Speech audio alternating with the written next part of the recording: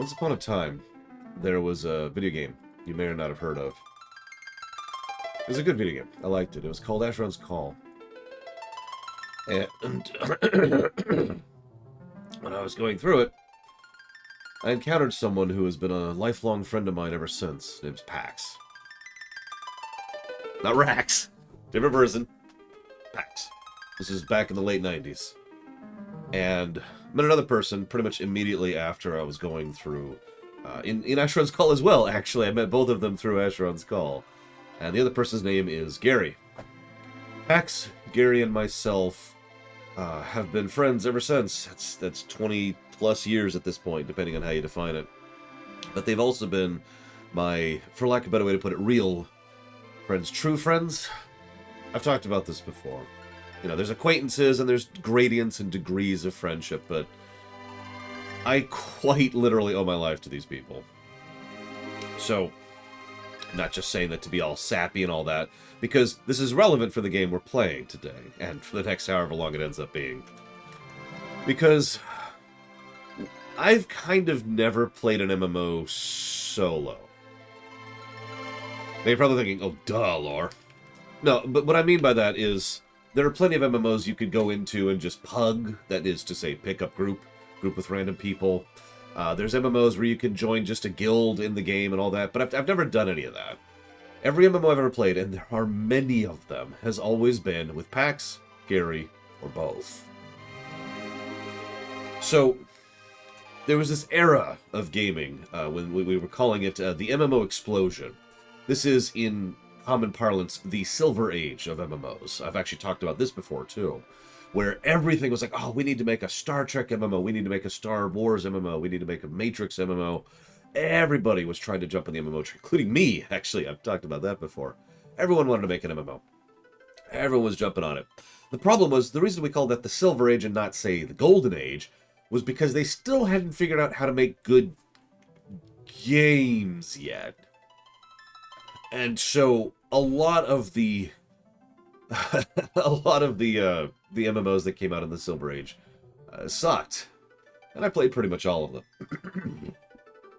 But as a direct consequence, there's this one MMO that we were all really, really excited about. It was awesome. It was so cool. Everything was great and awesome and amazing. They were finally making a Final Fantasy MMO. We were so jazzed. So anyways, we gave up on that in about 2 weeks. That would be Final Fantasy XI is what I'm referring to. Because FF11 sucked. Especially at launch. Fast forward a few years. Several years. Several other things have happened. By this point, WoW has come out. You know, we all... I've talked about WoW plenty of times. I'm not going to reiterate this. But WoW was the beginning of the golden age of MMOs. When they started actually thinking about making the games good in addition to simply being massively multiplayer. Some games that came out before WoW were patched up to standards of quality. You know, EVE Online is a good example that Lotro qualifies. Guild Wars 1 started actually trying to be better about it. You know, stuff like that. But in this era, they started pushing out this wonderful idea, and it's called, let's have multiple MMOs going at the same time, because I'm Yoichi Wada, and I'm a moron. Now, as a direct consequence of this, they actually had 3 separate, terrible ideas. I say that so negatively, I apologize, but they wanted to have FF11, Dragon Quest X, which was already going at this point, and Final Fantasy XIV, all going simultaneously. Anybody who knows anything about business, or finance, or just game design, would be able to look at this and say, this is a terrible idea. But again, Yoichi Wada. Remember this is actually going to come up in a minute. So anyways, this led to us hopping into Final Fantasy XIV, what we nowadays refer to as 1.0, and it was Gary and Pax and myself, as per the earlier statement. All 3 of us jumped in. We were excited because a lot of the previews, a lot of the teaser screens they had were all pretty cool looking. Naturally, we got into the beta. We got into every beta. Everything's cool. Everything's cool. Then we played it. And that leads me to FF14 1.0. We will start today's tale by discussing and explaining Final Fantasy XIV 1.0. I have quoted myself multiple times at saying that there's no way to summarize how bad FF14 1.0 is. I'm going to try to summarize it right now with one sentence. It's the worst game I've ever played. Ever. One of the things I decided to do, just for fun, is I did a very rough mock-up of what the golden score of FF14 1.0 would be. It's worth noting this is at launch, and we'll talk about why that's significant in a bit. But would anyone like to guess what the golden number for FF14 1.0 estimated ended up being? Now, anybody guessing a really huge number is not aware of how my system works. As we literally just discussed yesterday when we gave... Oh my god! As we discussed yesterday when we gave a -15 to Mummy Demastered, remember that -15 is a hugely bad score. Because every single point of negative is gargantuan. That's the way the scale works. It's stretched out up top, and it's squished down below. That's just the nature of math. If you're wondering why, by the way, some people are actually asking about that, trying to find a formula that actually applies equally to both positive and negative numbers is actually harder to do than it sounds, although those of you familiar with math probably know that hardship. Let me give you a bit of perspective before I really know this. So, Mummy Demastered, which was garbage, was a -15. That makes it our 5th worst game we've ever played, right? Below that, we of course have Drakengard, Quest 64, Wolfenstein Youngblood, and the legendary Mega Man X7, which is the worst game I have currently reviewed, at -44.55. That's the floor, right? Final Fantasy XIV 1.0, again, these are estimated figures, got -71.40. And that's my attempt to summarize how bad that game was. Now, I don't like to just do that kind of a summary, so we're going to go down the list.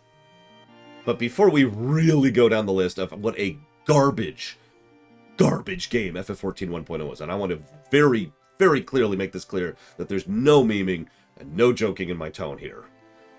That game was garbage. A huge portion of that was on the net gameplay axis. A fairly large amount of it was also on the story axis, because the story of FF14 1.0 at launch, remember that's important, was actually really bad.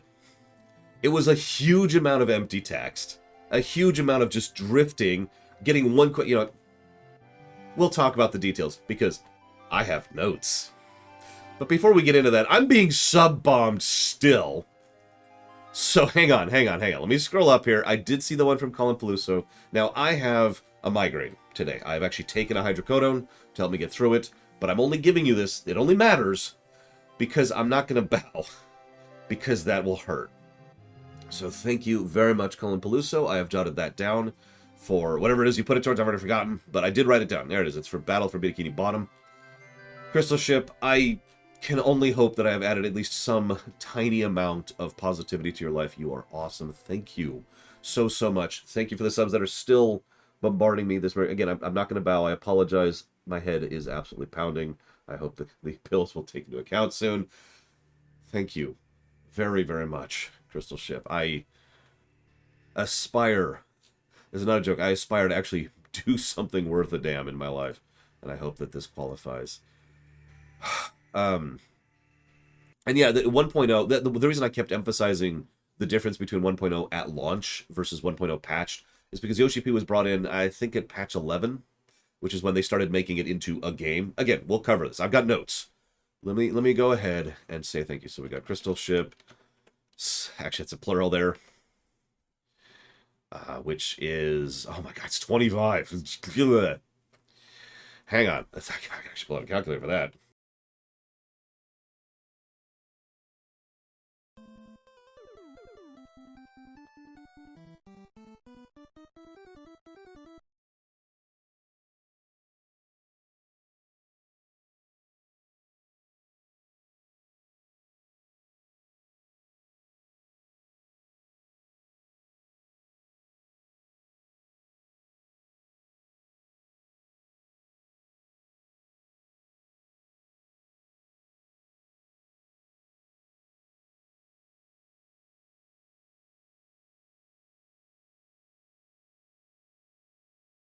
All right, sorry.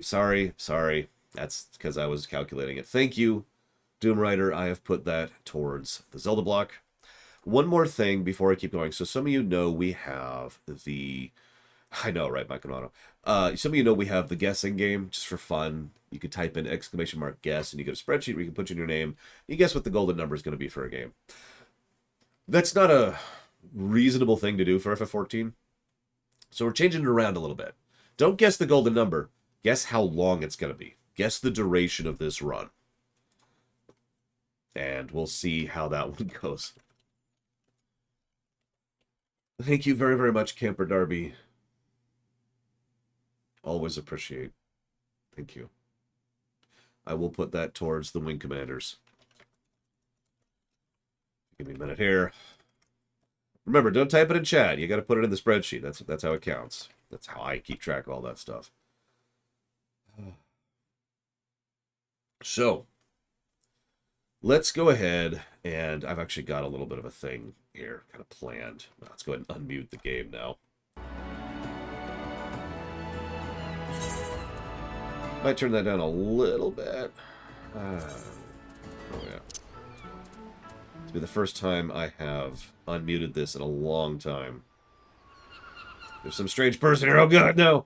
Yeah, let's turn that down just a bit for now. Am I in walk mode? I'm in walk mode. Okay, let me go ahead and pull up my notes, because I have so many.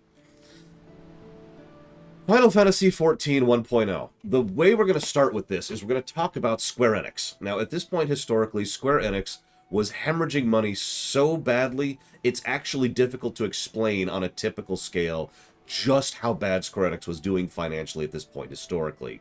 They were so far into the red, there was a very legitimate, very real fear that Square Enix was going to go bankrupt. Now, this is not something that's talked about all that often. In fact, I'm not sure I've ever even brought this up, but this was something that was happening at this point in time. They were losing money left and right. So, this is important for a lot of reasons, but the most important reason is, of course, this is specifically why they decided to go ahead and shove FF14 through the door as quickly as they possibly could. Nice timing, Rex.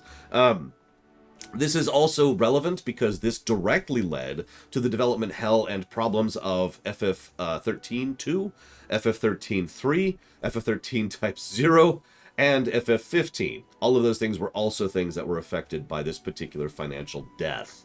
It's also probably worth noting that this is so... I'm sorry, I need to re-emphasize this because this is so ridiculous. They were so badly in the red that they needed to get FF14 1.0 out, right?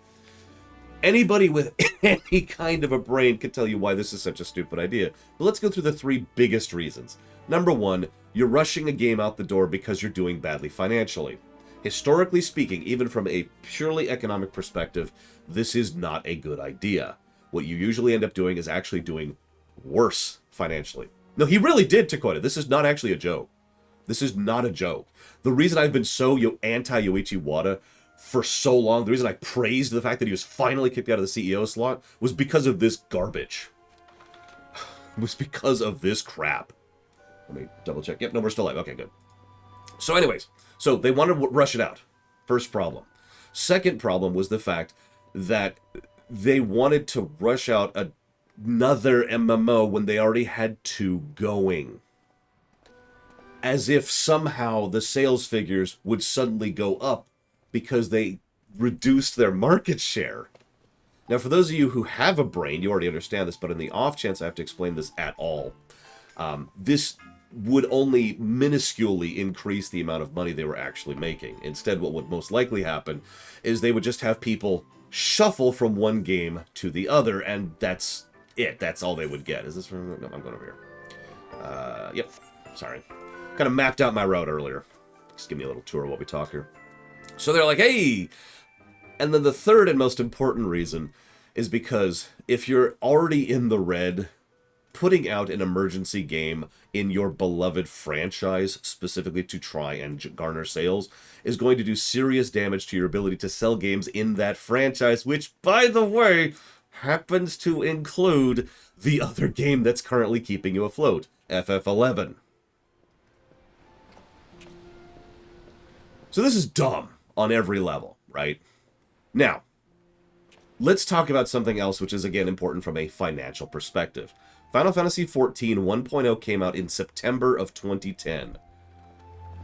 Why is that relevant? So I will be linking here. I'll link it. Actually, let me pause here. I will actually link this in chat for anybody who wants to read it. I actually found an actual quarterly report from this period of time, in case you don't believe me on exactly how badly they were doing at this point financially. And I'll put a link to that in the VOD as well. But they were doing so badly. They were facing bankruptcy. Everything's awful. And they put it out in September of 2010. Guess what game came out in December of 2010? I'll just tell you, it's WoW Cataclysm. Now, I'm not just... I really want to avoid WoW comparisons as much as possible, but we should probably mention how big of a deal this was, because WoW was their direct competitor at this point in time. And Cataclysm was the actual peak financially when it came to WoW sales. So... that was dumb on almost every other level. Now, Rax is right, of course. WoW wouldn't have any impact on Japanese sales, right? But the problem here is that this effectively destroyed FF14 1.0's ability to, let's actually not go that way, to be in anywhere outside of Japan. Now, I know, we've talked many times on this very show about how some Japanese executives seem to forget that the other markets of the world even exist. Reminder that Live Alive is only coming out as after, well, like 25 years, something like that. But, point being, that I want you to do me a favor. I want you to really think about FF14 1.0, which we'll be going over detail in a moment here, and WoW Kata. And think about, like, sitting down and making the decision, which one of these two games do I want to play? Now, I'm going to bring up the WoW Kata thing later for reasons that I hope will be relevant when we get there. Yeah, it's also worth noting Kata was kind of awesome. It had its flaws, of course, and there were some stupid people who complained about it, but Kata, quite literally, is the reason we got every expansion afterwards, because for those of you not aware, World of Warcraft Cataclysm was a huge tech debt expansion. They completely overhauled the engine, added entirely new mechanics and mechanisms to what they could do in that game, and that is why we were able to have Pandaria and Warlords and Legion. Anyways, moving on. So let's talk about the game itself. I do want to give a quick shout outs to the Speakers Network. I actually went through their entire series to go ahead and see what it was, and honestly, they didn't give me too much more additional information that I didn't already know, but I did get a few snippets, and they're awesome in general, so you should just, shout outs. So let's talk about what's wrong with FF14 1.0, because I can't summarize how bad it is. So let's go down to the details. I'm going to try to do these in order. Hopefully this will make sense. The game was laggy. Really laggy. Really laggy. The specific reasons why it's laggy will take me a little bit to talk about. So first of all, we have a seconds in minutes problem, something I talk about a lot when it comes to game design. Every single piece of gear, let me demonstrate really quick here. You see my gear window up here? If I was to unequip this stuff, I would have to unequip every single piece of gear individually. This is why people actually set up macros to do this. In fact, you usually had to have multiple macros in order to swap gear. But the thing is, the amount of time it took to take off a piece of gear, not to replace it, to just remove a piece of gear so you could put on a new piece of gear, was anywhere from 1 to 5 seconds, no matter how good your connection was, and no matter how good your computer was. We'll talk about that in a minute. The game was also extraordinarily crashy, even for the time. So, again, this game was being developed during the Wrath era, and came out immediately before Kata, for a bit of historical perspective. This was the point in time at which there were... multiple MMOs had started coming out at this point in time that had started fixing what was normalized at the time. So I mentioned the Silver Age, right? I was talking about the Silver Age of MMOs. One of the things to keep in mind with the Silver Age is there was kind of an expected thing from the Bronze Age, which was right before it, that MMOs were just laggy, and they were just crashy, and that was just normal. Anybody who's played EverQuest, anybody who's played Ultima Online, anybody who's played any of the old MMOs, you know exactly what I'm talking about, right? Lag was just a normal aspect of it because the tech was new and they were still getting used to all this stuff, and the netcode arguably didn't even exist yet at the same sense of the word.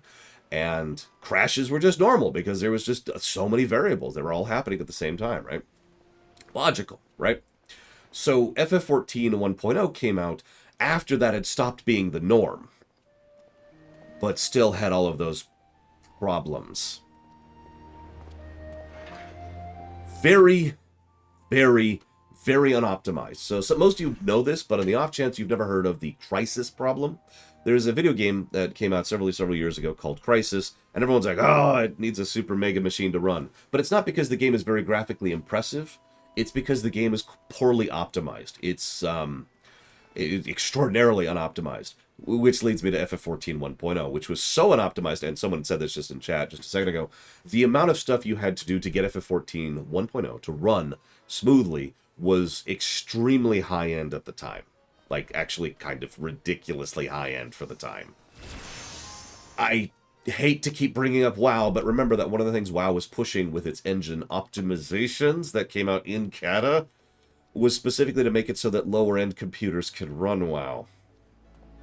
Anyways, I'm not saying that to compare the two. I'm just trying to give you an idea of the era and why this concept was so far behind when it came out.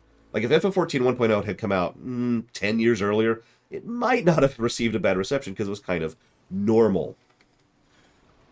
And yeah, there was actually an opening cutscene specifically for Limsa Lominsa, where you see Leviathan spending, and this cutscene caused issues on almost every single person's computer who actually ran this thing.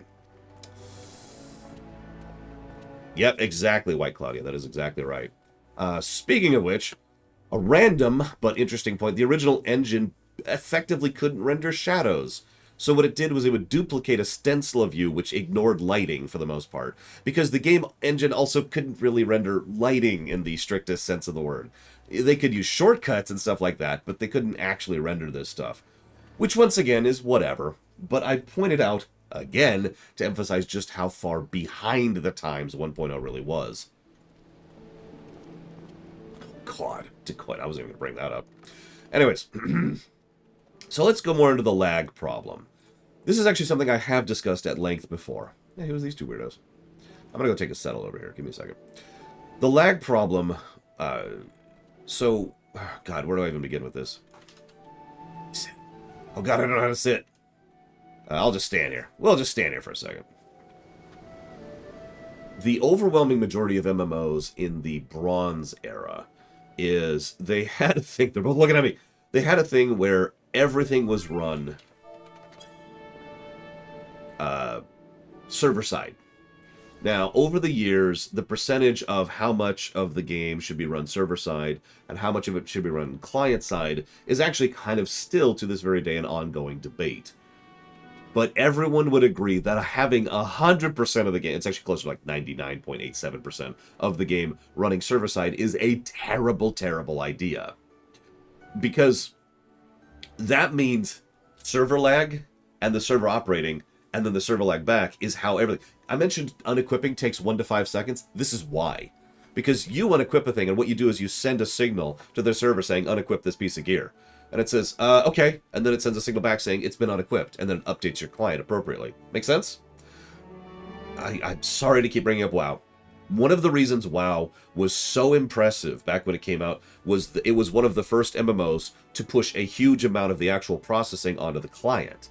Almost all of the graphics, almost all of the inventory and management of items and your levels and your equipment, all that stuff, was actually done client-side in WoW, which meant that WoW bypassed most of these problems that older MMOs had in the Bronze era.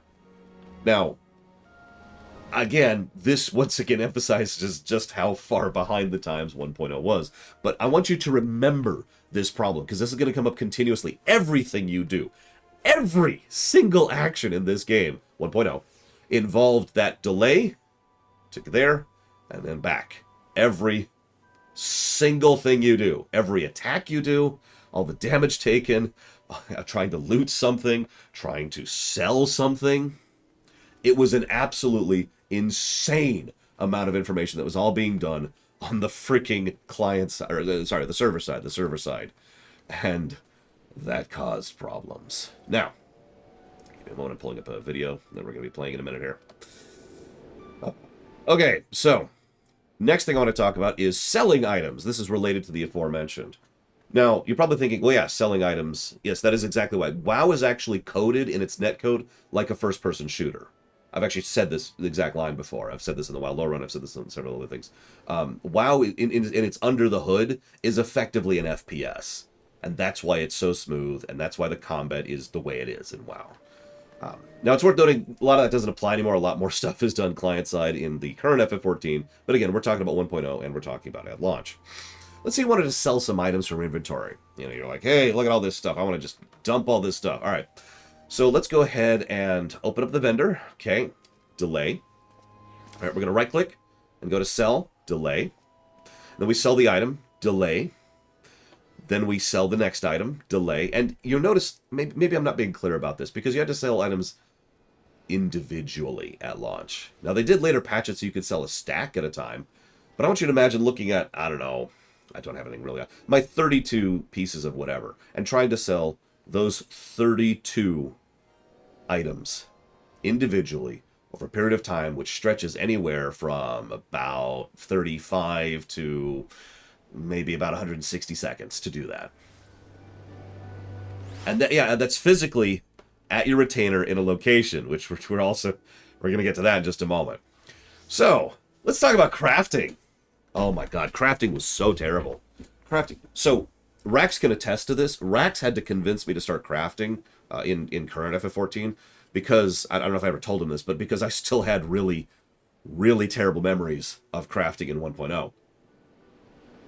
Sorry, Fife, thank you for checking me. You're right, I didn't actually acknowledge it. In fact, I don't even have it written down. So I'm trying to get through a huge amount of stuff here. I'm trying to keep my thoughts clear. I do apologize. It was there. It's right there. Thank you, Fife. Thank you very, very much. It's $10 worth of bits. And you didn't say what you want to put it towards, but you're awesome, and thank you very, very much. I hope you enjoy the story as I continue. Yeah, exactly, Rex. I hope you continue to enjoy as I discuss just how bad FF14 1.0 really was. Because I'm not even close to done. Crafting. Kingdom Hearts block, you got it. By the way, this is just going to be like the next 40 minutes is me describing how bad FF14 1.0 was, because again, you can't summarize it.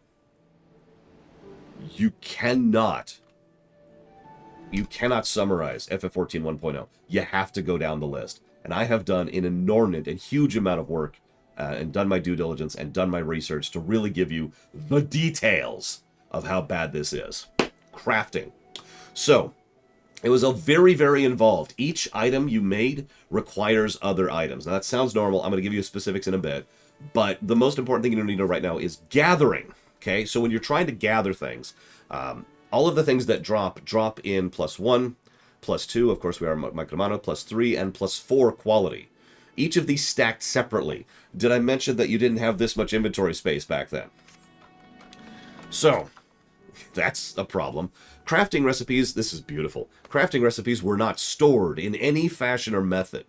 To explain what I mean by that a little bit. If I pull up this button, here's my crafting recipes, and I click, yeah, this requires these items, and then I hit synthesize, right?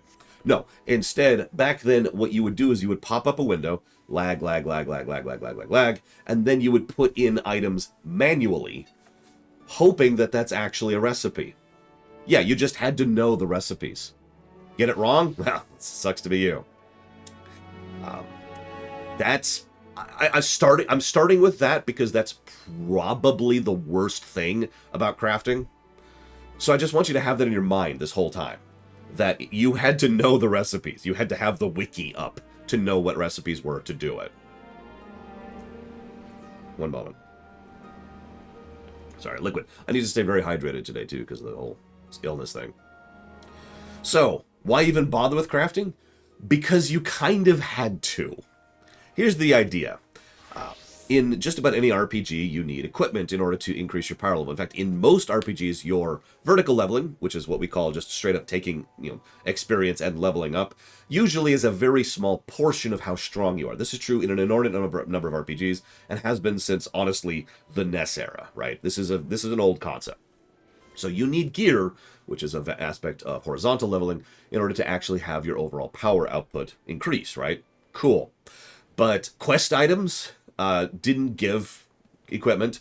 There were no vendor weapons at all, so that's not happening. If you want better gear, you needed to have crafted gear. Point of order, this was later changed, I believe, in patch 1.11, but at launch, the only source of gear was crafting. Now, this was on purpose. This was something they were deliberately doing because this was something that was kind of becoming normal at this point in time, too. A lot of MMOs were experimenting with the idea of player-driven economies. EVE Online comes to mind immediately. So, you know the concept. So you had to craft. Okay, now, you know what, I'm kind of with that. But wait, crafting pieces weren't designed. What's a boss, Crazy Horse? So let me explain this a little bit. We talk a lot about when something isn't designed, like Mummy Demastered yesterday, which wasn't designed. No thought was put into enemy placement or item drops, right? So let me give you some specific examples. There are several level 15 recipes to get a level 15 equipment, which required you to kill level 30 enemies to get the crafting mats for that. But wait, it's actually worse, because higher level equipment wasn't always better because of the aforementioned lack of design. There were several cases where a level 5 weapon was better than a level 21 weapon. Please think about that for a minute. Here's a specific example. You want to make a level 5 Bronze Gladius. This requires a level 10 synthesis, a sword guard, which you get from level crafting, a handle, which you get from a level 10 goldsmith, glue, which you get from an alchemist, and a drop, which drops off of a level 35 enemy. Did I mention this is a level 5 Gladius? This is not a joke. Now hang on. Because of the aforementioned lack of design, people were able to reverse engineer some things and figure out, well, hang on. If we get a level 21 Iron Falchion, that'll take us hardly anything to go ahead and get. That's great. So a lot of crafters would just skip some of the earlier stuff. But wait, there's more. Let's actually describe how crafting worked. Scroll down a little bit of my notes. So let's say you actually you equip a crafting weapon. It's actually similar to how it works nowadays, and that puts you into crafting mode. I'm not even going to talk about how garbage the interface was. Let's just say the interface was garbage and move on. So you equip the crafting weapon, and after about 30 seconds, not joking, you'll finally have the crafting interface as an accessible thing, which you can then pull up, and it's like, okay, there it is. Okay, cool. So you start crafting. You have to decide if you're crafting from your main hand or your offhand, because they're different, of course. And you put in the mats manually. No recipes, remember. And then you have... also, this takes forever because of the aforementioned lag problem. Please remember that forever, because, again, that's going to be just a blanket of awful on top of everything else I tell you, is that server lag problem. So, put all the items in, and, okay, you start the crafting process. First thing that happens is a timer starts ticking down. Tick, tick, tick, tick, tick, tick, tick, tick. If it runs out, you fail, your mats are gone, sucks to be you. Now, as you're going through, you increase... It's actually... The rest of the crafting is actually admittedly fine and very similar to how it is nowadays. Quality increases the stats. Durability is how much crafting you can still do with the item. Progress equals success. You can keep crafting after you've finished making it to keep increasing quality. This is actually fine, and again, very similar to how it is nowadays. But remember there's that timer, and remember there's that lag. Something that I can personally attest to is I'd have a good 10 seconds left on the timer and say, okay, now's the time to chop it off. And I would fail the recipe because it would not acknowledge that I have finished the recipe before the timer ran out.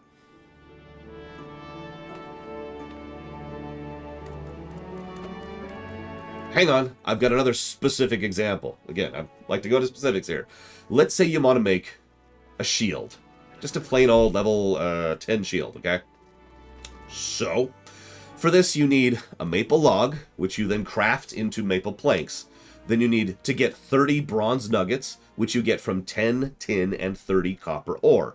Please remember, there's no quick synthesis. So every single one of those 30 bronze nuggets, you are doing everything I just talked about. The dragging it in, hitting the thing, progressing it manually, finishing it off, blah, blah. All of that's being done with the timer, with the manual thing, with the lag, okay? Then you have to make those into bronze rivets, bronze nails, a bronze ingot, a bronze plate. Then you have to go get willow, and then you have to get sheepskin, and then you have to make sheep leather, and then you have to make a sheep leather strap, and then you can make a shield. Please think about how long making a shield takes. Please think about how much time, even assuming you had the materials, which, speaking of which, did I mention how gathering worked? Hang on, I'm going to pull this up here. I may need to, yeah, I'm going to have to adjust it briefly. Give me just a second. Give me a moment here, sorry. Here we go. I just need to make sure I'm actually grabbing the right thing, which I am. There we go. So I'm just going to show you unedited gathering. So hang on. Actually, we're gonna skip ahead a little bit. Sorry. We're going to skip ahead to the point where you're actually gathering. You like the interface, by the way? Check this out. This is beautiful. Shoutouts, by the way, to Choku Feru, the person who gathered this footage for me. Thank you very much. Okay, so hang on. Notice the lag. Ignore the people fighting in the background. Okay, we've made one chop at the thing. Okay, cool, cool.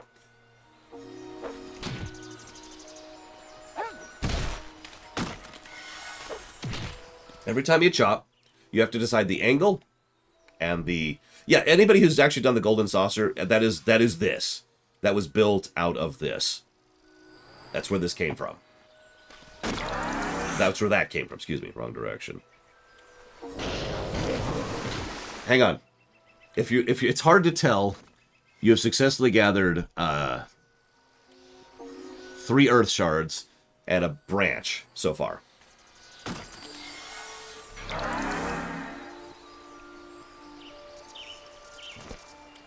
Hang on. Hang on. There we go.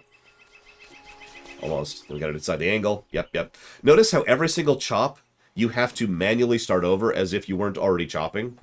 So you have to input the chop angle, you have to put in the chop strength, then you have to wait for the animation, then you have to wait for the server to acknowledge it, then you have to wait for the server to tell you what you got from it, then you can select it again.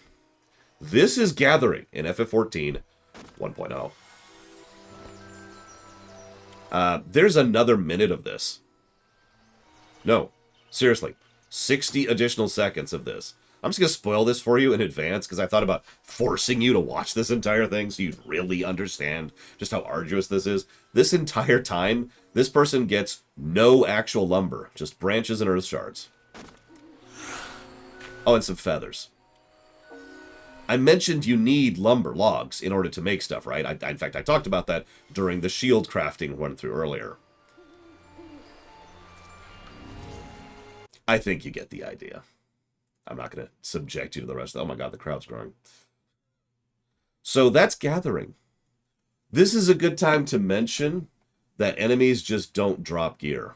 Now, I've kind of already hinted at that because, you know, there were no dungeons and there were no bosses. But I want to stress that enemies, just enemies, did not drop gear. You wanted gear, you craft it. Enemies do drop crafting mats, of course. I'm going to briefly mention fishing, just while we're here. Fishing was done entirely through text dialogues, and was awful. It was essentially something that would take you anywhere from 60 to 90 seconds per cast of the line, just due to server lag and navigating the text menus.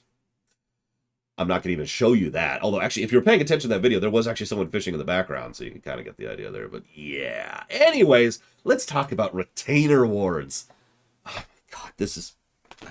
So I should probably mention Ultima Online, EverQuest, and Asheron's Call, all of the initial MMOs, actually had a concept very similar to the Retainers Ward. It's almost assuredly where they got the idea from. The concept is actually very simple. Oh, hang on, let me unmute the game again, sorry. The concept is very simple at its core. Here's a big empty space designed for players to put up vendors to sell stuff to other players. Now you're probably thinking, why not just use an auction house? A concept that's been in WoW at this point for over 5 years. That's a good question. Anyways, so retainer wards. These are beautiful. There's no auction house, of course. Instead, you would have to go manually park your retainer in the wards to sell your stuff. In order to even reach the ward, you talk to this person, and it pulls up a menu with, let's call them creatively named wards, so you can kind of guess which ward sells which kind of items. Yes, by the way, Giga Pudding. By the way, I saw your comment this morning. Thank you for kind thoughts. I do mean it. I didn't respond because I was frantically getting ready for the stream, but just wanted to say thank you for that. So, you go, and you're like, hey, this is cool. Oh, no, this is the lumber. It's like, you know I talk about Tor syndrome, right? For those of you, let me just go through this. For those of you who don't, Tor syndrome is when you have a dialogue option that is not what it should be or what it looks like it is. That's the retainer wards. Just finding the right retainer ward was a slog, or required you to already know what you were looking for, okay? So that's problem one, getting in there. Problem two, there's actually an issue I haven't brought up yet because it hasn't really been relevant yet. Problem two is there is a limitation of the engine where you cannot actually have more than 20 characters rendered at a time. That includes enemies, retainers, and players. As you might imagine, there were usually substantially more... Oh, yeah, thank you for reminding me. I'm technically AFKing right now.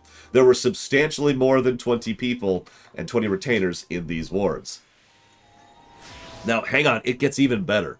You might think that the game would logically just try to render the 20 nearest you, but it was effectively random. It was entirely possible to just kind of be wandering around and see a person pop up right next to you, who's been there this whole time, of course. Hang on, I'm not even close to done with how terrible this system was. So, no search system whatsoever. You want to buy something from one of these retainers, you have to click on the retainer, open up a terrible interface, and manually search through everything they're selling and decide to buy it on the spot. I want you to think about all of the problems with that. Now, the economist in me can automatically point out the biggest problem with that: no price comparisons. If you see someone selling something for 3,000, gil or whatever, you don't know if that's a good deal or you don't know if you're just getting ripped off unless you want to bother to go through manually checking all the other retainers to see what the average market price is. By the way, the other side of that is that most of the people putting up the retainers would also not bother to check prices, so they would just put it up for whatever price they felt was appropriate. So the market was absolutely all over the place. There was usually a variance in some cases of tens of thousands of gil in terms of just buying crafting mats, because people had no idea how long to take. And remember, all of this takes absolutely forever because the lag problem. Only 20 people rendered at a time, so who knows who you're missing at a given point in time. Good luck remembering who you've already talked to, because most of the people look almost identical, by the way. And also the manual text interface, which takes absolutely forever with every single interaction. Opening it, delay. Selecting an item, delay. Selecting the price thing, delay. Everything. Hang on, I'm not even done. Check this out. This is beautiful. So you have to be close to a retainer to buy from them. Yeah, that makes perfect sense. That's logical. Did you know that they decided... So when you're designing a video game, there's something called an interaction range. We've actually talked about this before. We were talking about this in Parasite Eve recently, for example. This is the range at which you can interact with something. Like if you hit A... And there's actually, it's not usually right next to you. There's like a range around you, and that's where you can interact with something. Make sense? So the interaction range for interacting with retainers was about here. The interaction range for buying from retainers is here. Now, you get used to this pretty early on, but what this meant in practice was that you could walk up to a retainer and either not notice or not know that you're not close enough to buy anything, go through all the arduous time delay thing in order to get through, in order to find the thing, and get the item, and there's the thing you want, and you can't buy it because you're too far away from the retainer to buy that item. Now, you can't just move, you're locked when you're in these menus. So you have to close out of everything, inch forward, hope they don't disappear because of the 20 render limit, and do it all over again.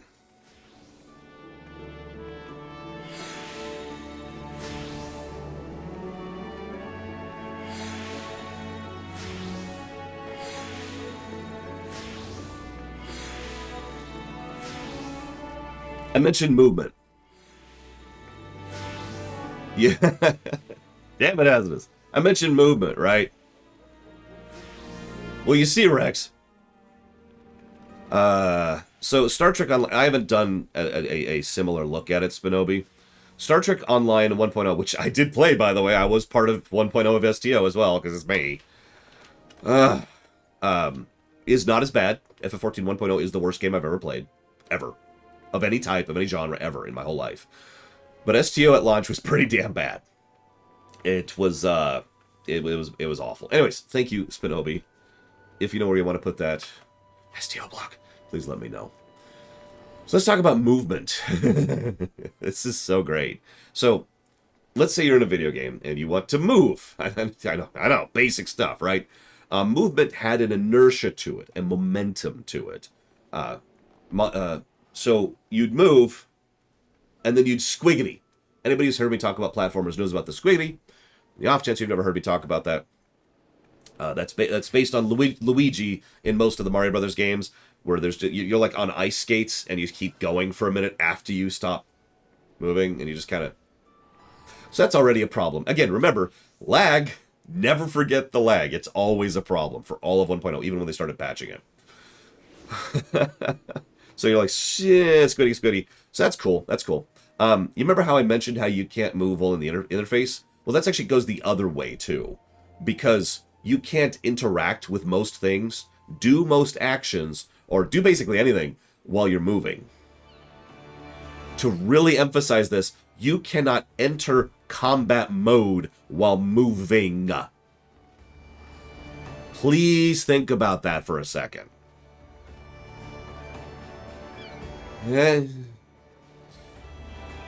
So, yeah, FF14 1.0 classic servers, right? And you had to stop to account for the delay.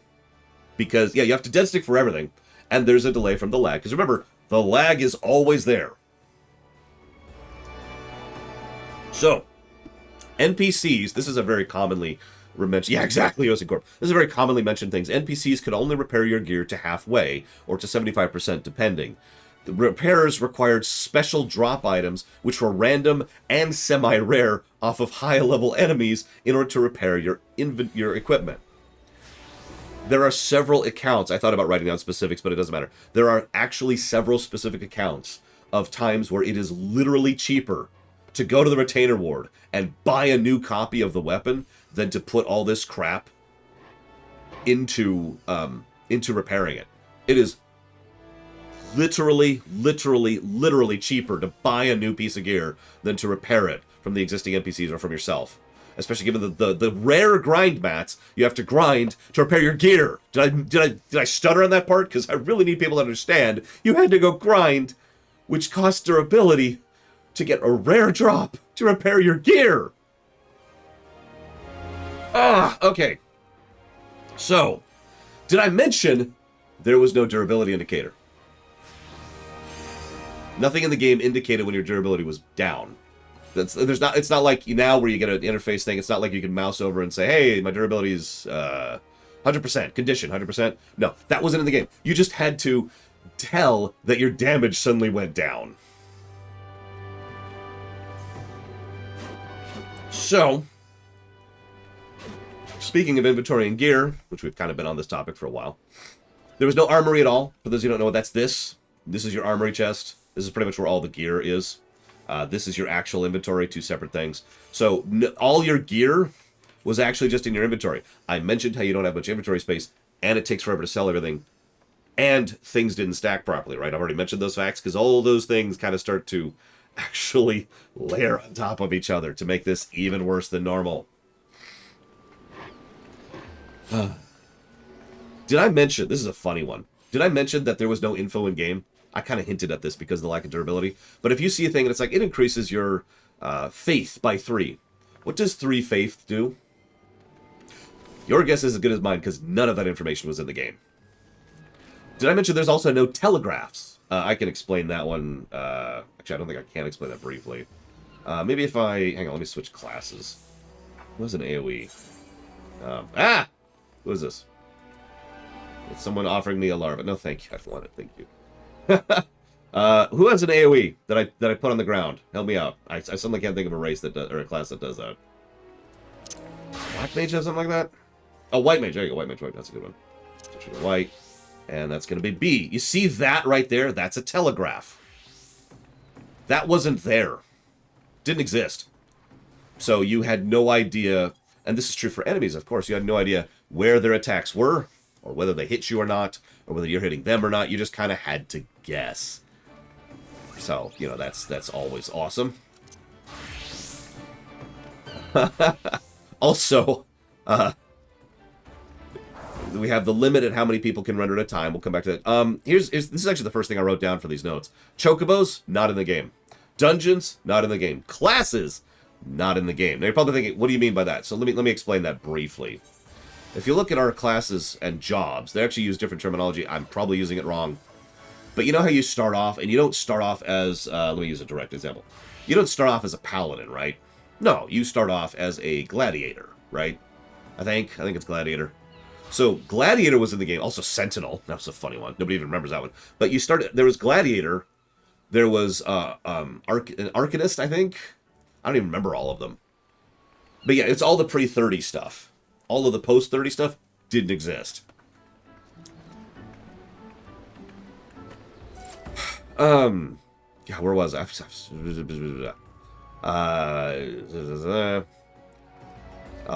Side quests were added to the game in patch 16. So quests were added to the game in patch 16 is actually a better way to phrase that. We'll talk about that in a minute. They also added behests later on. Think about fates, but worse in every way. So imagine you go out and you do a pseudo fate with a 30-minute respawn that might give you something, that might give you gear. And that's kind of what behests were. So I mentioned quests. No quests at all outside of the MSQ. There were exactly 12 quests in the MSQ, depending. So it depends, but that's it. Did I mention that the MSQ wasn't updated until patch 18? Which we'll talk about in a minute. Let's talk about levies. So the games, they pushed this. I don't know how many of you remember the marketing stint. Here, I said I was going to roam a little bit more, but you know what, whatever. We'll just keep sitting here. We've got a crowd. Why not? Let's switch back to Gunbreaker really quick. So they pushed levies so hard. That was in every marketing campaign. It was in all of the cinematics. Some people call them leaves. Some people call them levies. I don't care. I don't think I've ever actually said them out loud. But anyway, so it was something that was in every single marketing spot. All of the cinematics. There's a cinematic I'm sure some of you have at least seen with the three adventurers sitting down and looking at all the cards. And just like, oh my god, which one should I do? It was going to be the big hook. It was supposed to be the draw for FF14. So, the way levies worked... Oh god, we're going to talk about these. Give me 1 second here. The way levies worked is you have a... Now, okay, real quick. I have inconsistent information on this. I think it's because they changed it across 1.0's existence. But you had somewhere around 8 levy refreshes per 36 hours, okay? That means you had... levies were effectively the only real way to level and were effectively all the content. At launch, they were also the only endgame content. I'll come back to that in a minute. So they had different kinds of levies. There were battle levies that gave you experience, faction levies, which gave you nothing, local levies, which gave you nothing, and guild levies, which was the MSQ, the main story quest. Also, there were 8 different types of battlecraft levies, and 2 different types of locals, and 2 types of fieldcrafts, and 2 types of guild class. So that's all fun. Each type of plate had a description to it, and that gave you what type of quest there was. So you know how the quests work, right? Go and kill X number of enemies, or go loot Y number of things, or whatever, right? You know, that kind of a thing. That each type of plate would give you one of those types of quests. My personal favorite was Tenacity. This is beautiful. Tenacity is, go to a spot, there's a mob. Now, the mob will run from you. If you kill it, you don't complete the quest. Instead, you have to follow it to where it actually goes, where it spawns a bunch of enemies. Killing those completes the quest. let's go ahead and talk about the elephant in the room. I've been avoiding talking about it until now, but this is a perfect time to bring up the exp cap. This is actually what pushed me out of the game the hardest, believe it or not. Of all the garbage I've talked about, this was just a giant wall in the face that could not be worked around. So the way this worked is you had personal level, I think it was called physical level, and class level, okay? Class level gave you abilities, physical level gave you stats, okay? Both of these have an amount of experience per day, per period of time, actually, that you can get before they start diminishing and diminishing and diminishing until you literally get zero. Zero quests, zero experience per quest or per activity or for whatever, right? So that, this, you could get experience by just hunting, just going around and killing mobs, which was another common aspect of the Bronze era of MMOs, but experience didn't share properly in groups. This was just straight up bugged. There's just nothing else for that. The easiest way to explain this is, let's say you're a healer and you're healing the group while you're fighting something.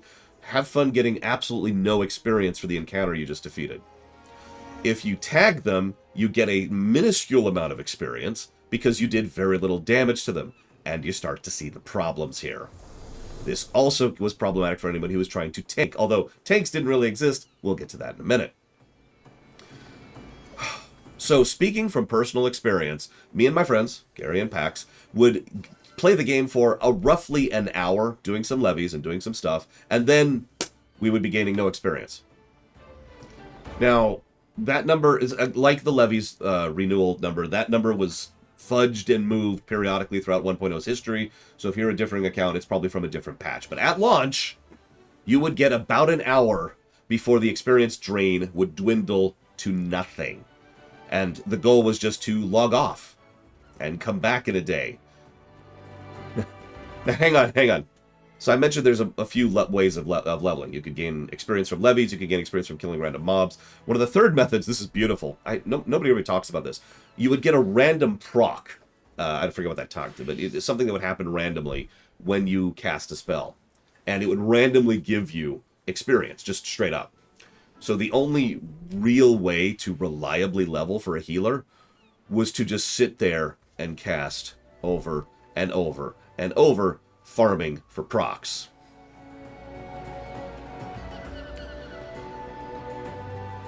So, I mentioned the MSQ. Did you know that the story literally stopped at level 20 at launch? There's one quest at, I think it was 5, 12, 15, and then 20, I think, or something. I forget the exact stretch, but it was like 5 to 6 quests. Now, each of the city-state areas, we're in Limsa Laminsa right now, for example, had their own arc, but that was it. That was it. The quests just stopped at level 20. Now, they relatively quickly patched it in to level 43. I'm sorry, they're wrong. They patched it so that the main story quests would keep going until level 43. That's because, like WoW at launch, like WoW Vanilla, the quests and the story were never intended to be the draw of FF14 1.0, which, by the way, I'm going to say that one more time. The story and the quests were never intended to be the draw of FF14 1.0. The draw was the levies. That was the end game. You were supposed to go and do levies forever. Because this is apparently Fallout 4.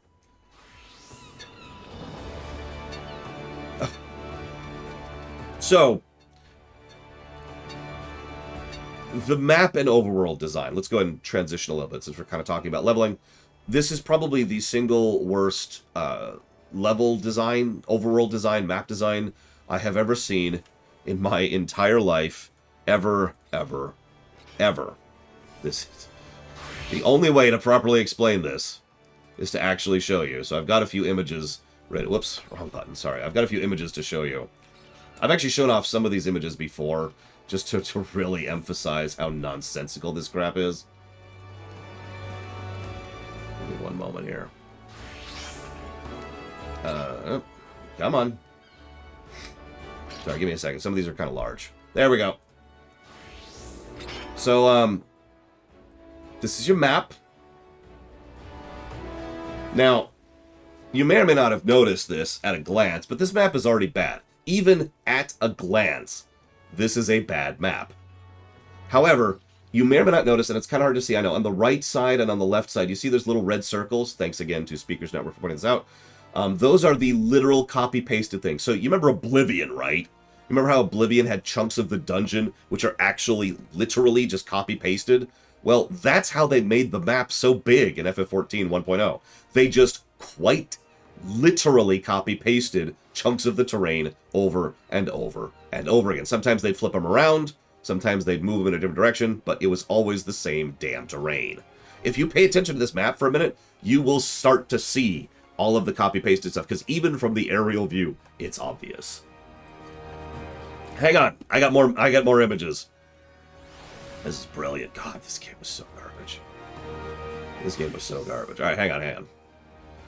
So I've also got this to show off, because this was the Black Shroud. I'm going to really make this big. You got to see this. You have to understand this.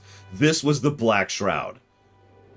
Everybody talks about this. I've talked about this. I've actually shown this image off on stream before. This is the worst. This is the bottom of the barrel when it came to overall design and map design for FF14. And even, again, if you pay any kind of attention, you can see the copy-pasting. By the way, the original director, whose name I don't remember right now, but he's an idiot, didn't want to have a mini-map in the game. He wanted there to be no directions in the game. In a game that has copy-pasted overworld. Think about that. Really think about that. Just soak it in. I think it was Tanaka who specifically wanted that, yeah. I could be wrong. Just, oh my god. By the way, I also have this. I meant to show this off earlier, I apologize. Here, check it out. I have a shot for you. Let me make it visible here so you can see it across the screen. This was the 1.0 interface. Soak in that beauty. This is your equipment screen. God, this looks like a freaking 1995 interface for a PC game. Of course, this wasn't a PC game, was it? This was a PS4 game or 3 game. No, it's PS4. I'm right. Yeah, so this is your equipment screen. For a little bit of perspective, it's the equivalent of this. This is what this looks like nowadays. And this is what it looked like then. Yeah, this is actually this is a screenshot taken from a incredibly legal emulator of this game. So this is actually after patch 1.25, I think, or whatever. Pretty much the second to last patch before Dalamud started doing its thing. Yeah, no, I know it never made it to PS3. They actually canceled the PS3 version. At 1.0. Canada Banks. FF14 ARR was there. Probably about another hour or so, Doncro. Something like that. I'm not going to keep going. Or I'm not going to move on until I am done. So anyways, yeah, this is dumb and terrible and awful. So you're probably thinking, okay, you know what? It's a giant maze and it's irritating and it's frustrating. At least there's fast travel, right? So let's go ahead and mention, before we get to the fast traveling, actually, let's go ahead and mention that something that was very normal was you've got a zone here. It's a starter newbie zone. And you got a zone over here. And it's a starter newbie zone, okay?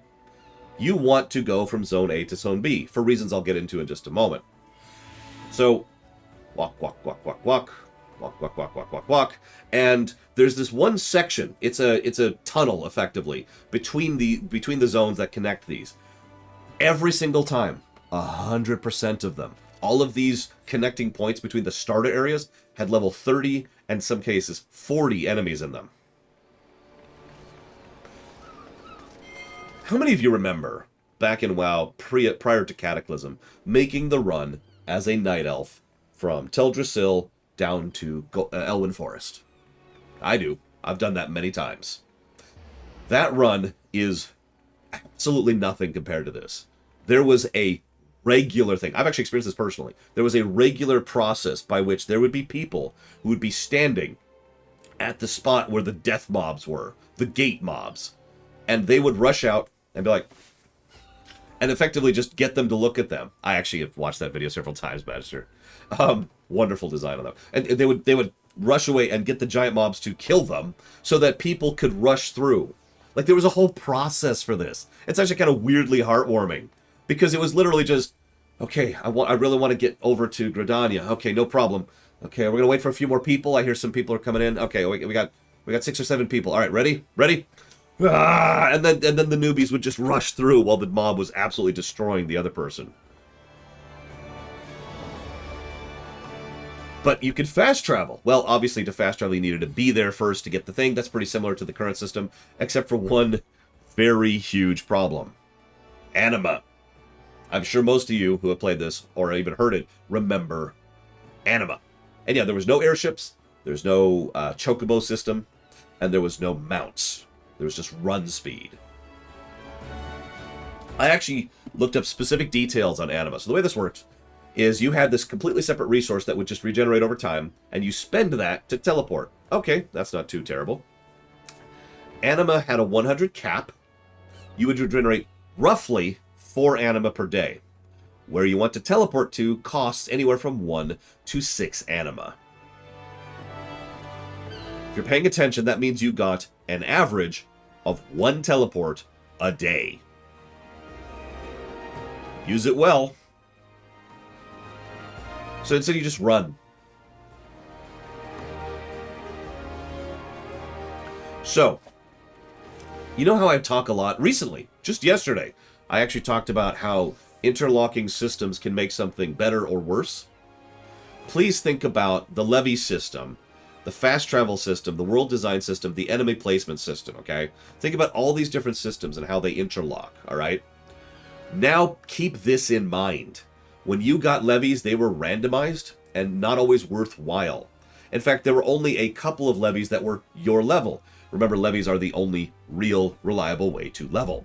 So if you wanted to level, the ideal way to do this would be to start in one area, get all of the 2 levies that you could do in that area that are at your level, go to the other starter area, get those 2 levies, and then go to the third one and get those 2, with 1 teleport between those, and that's assuming you've already unlocked those travels. That was how you leveled. So that meant, generally speaking, do the 2 levies, teleport, do 2 levies, and then walk, and probably die a few times. Did I mention, though, those levies were randomized every day? Procedural quests, Mike Kamano. Put simply. But hang on. It gets even worse. Check this out. So you remember how I mentioned how the game is rather crash-heavy and laggy? Those are 2 very important things from what I'm about to tell you. Because if you fail a battle levy for any reason, that levy is a failed levy. You can't reset it or even get rid of it for 48 real-life hours. So if you disconnect, or if you crash, both of which are pretty common, gone. Let's talk about how terrible the combat was. So, you only had 1 action bar. You can see on the screen right now I have many action bars up, but you had 1 action bar. The way it worked, I can actually explain this here. Check this out. Let's get rid of all this stuff. You could do... Why is everyone dancing? You see how I'm changing through the bars there at the bottom by holding shift? That was how you had multiple bars. That was it. You only had the 1 bar on your screen at a time. You had to cycle through it to have more than 10 abilities on your that you had access to.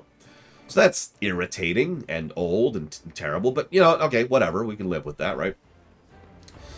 The build spend system was terrible. So you had a timer which would slowly build up, and then once it finished, you could use an ability, right?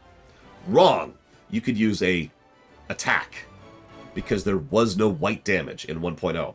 For those of you not familiar with how this works, white damage in an MMO, or in any game really, white damage is the auto attack. If you hit auto attack on something and walk away from the game, that damage you're doing, that's your white damage. And there's a lot of things about that varies and changes and blah, blah, blah. But in this case, there was no white damage. Every attack was a manually hit button, a yellow damage ability, okay?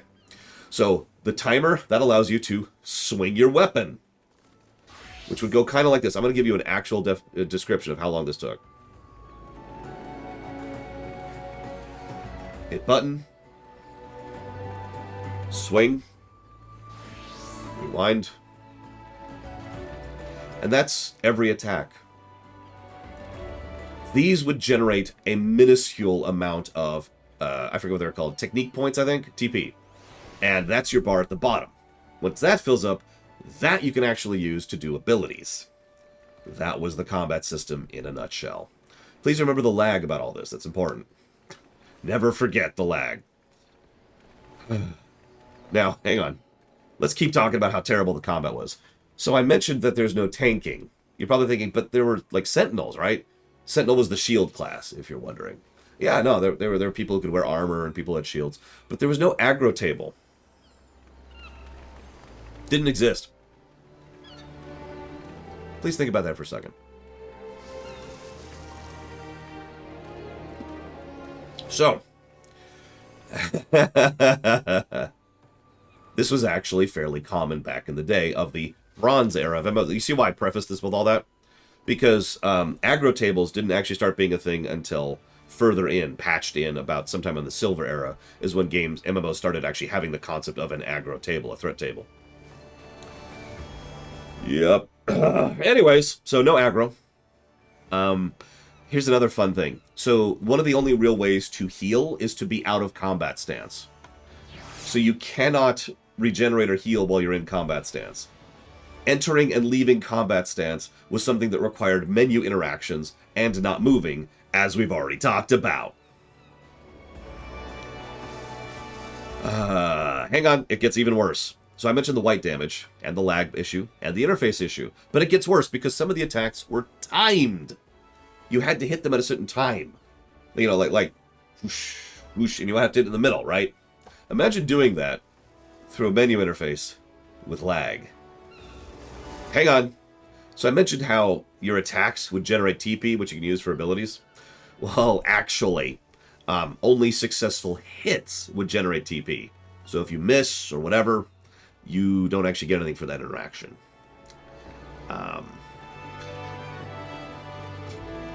Also, one last thing before we move on from the combat. There was no such thing as class balance. You remember how I mentioned how the equipment wasn't designed? How stuff would just require stuff from all over the place and had no actual progression to how strong it got?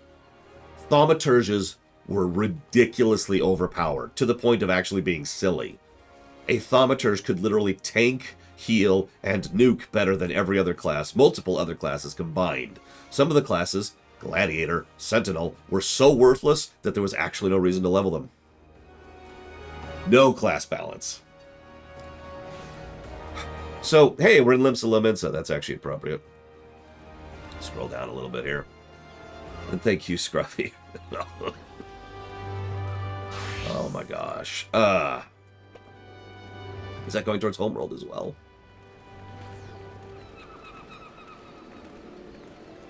But thank you.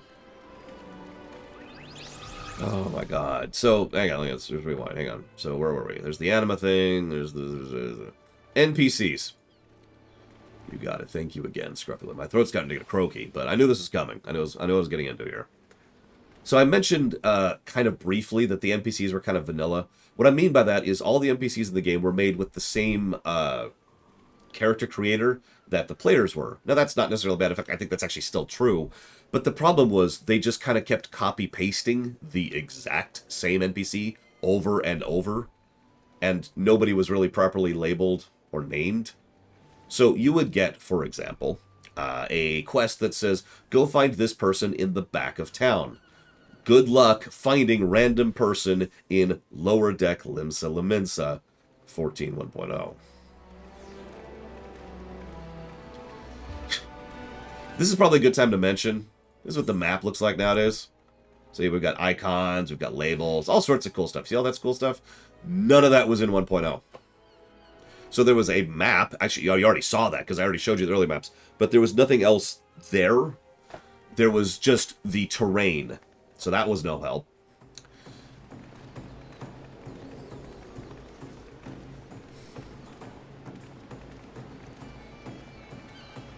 I already mentioned that the director didn't want a mini-map at all to make exploring more fun. No quest markers, by the way.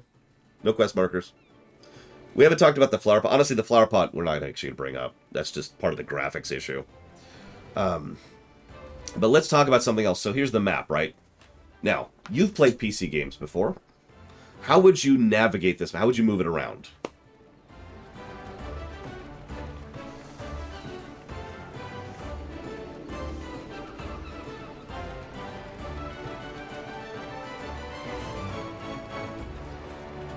Click and drag. Yep, nope. That makes sense. Here, look. Hey, click and drag works perfectly. Back in 1.0, the way to move the map around was I, J, K, and L. That was it. That was how you moved the map around. Let's say I wanted to invite someone to a guild. Well, you have to get a pearl, which is expensive, and you have to physically find the person and give it to them. That may not sound terrible until you remember the map problem, the finding people problem, the rendering people problem, and the cost of fast travel, and the death problem from getting between zone to zone because of the bottleneck high-level enemies thing. So imagine actually going out there. Well, it sucks to be you, Gigapudding. Imagine getting out there and trying to find someone somewhere in order to give them a physical pearl to invite them to your guild. Hey, I didn't design this. Tutorials. There were no tutorials, by the way, in 1.0, like, at all. Speaking of which, another few little details while we're going here. Elevators. So, I don't actually think there's elevators in 14 as of now, but there were back in the day. In order to get into an elevator, you have to pull up a text thing, wait, go through a menu, wait, select a thing, wait, okay. Then you do I kid you not, 30-second animation to get into the elevator. The elevator starts to rise. Then you wait. Then you have a load screen. Then you have another 20 or so second animation as you get off of the thing. And all of this takes about, no joke, 2 minutes just to go from one part of the map to the other. Here's a little known fact. I came across a few facts that most people don't report on. So, auto run. You know what auto run is right here. I'll demonstrate right now. This is auto run. See, I hit Q, I go forward, I'm auto running. Right? Cool. Back in, oops, I guess go back over. Back in 1.0, the only way to auto run was to actually be holding forwards and then hit auto run. And it only worked in a straight line. If you want to turn or strafe, like I just did, you cancel the auto run. You have to stop, readdress, hold forward, and then hit auto run for it to work again. Yes, that's a gunblade. Hang on. Here's another one of those things that most people don't report on. This is a funny one. The game would crash when you alt-tab. Reliably. Now you're probably thinking, wow, that's really buggy. No, this one was deliberate. FF11 did this too. So this was their method to try and combat botting. They made they got rid of both of this. But they made it so that both FF11 and FF14, if you alt-tab, crash. Guaranteed. This is funny when you have to go look up recipes in order to be able to craft stuff, but let's not get into that. And yeah, there are specific games that do this. But yes, this is by design. This is deliberate. I'm not even going to get into the fact that the devs deliberately ignored their own beta feedback forums. They were actually kind of broken, but we also have interviews from after the fact that confirm that most of the developers were deliberately ignoring the beta feedback forums. So that's cool. Oh yeah, there was no jump. This is a weird one, because I've heard some people go, but no, there was no jump. There was no jump in this game. You were glued to the ground, just like in Guild Wars 1. Now, Guild Wars 1 actually did that for a specific reason. It did that because that way they could manually design the terrain of the overworld so that they always know where you can access. It's a design choice to ensure that the player can't try to bug their way through something or design where you're going or stuff like that, right? It's a specific thing. In this case, however, that was just because why would you need to jump? The only response I've ever found about why they did this was exactly that. Why would anyone need to jump? Hi, Bragwin. This is Bragwin, right here. She's edgy. I'm just joking. She's cool. And I'm being fluttered with hearts. So, patch 18, they finally decided to add dungeons. Can anyone guess the first dungeon that was added to Final Fantasy XIV? I actually said this yesterday.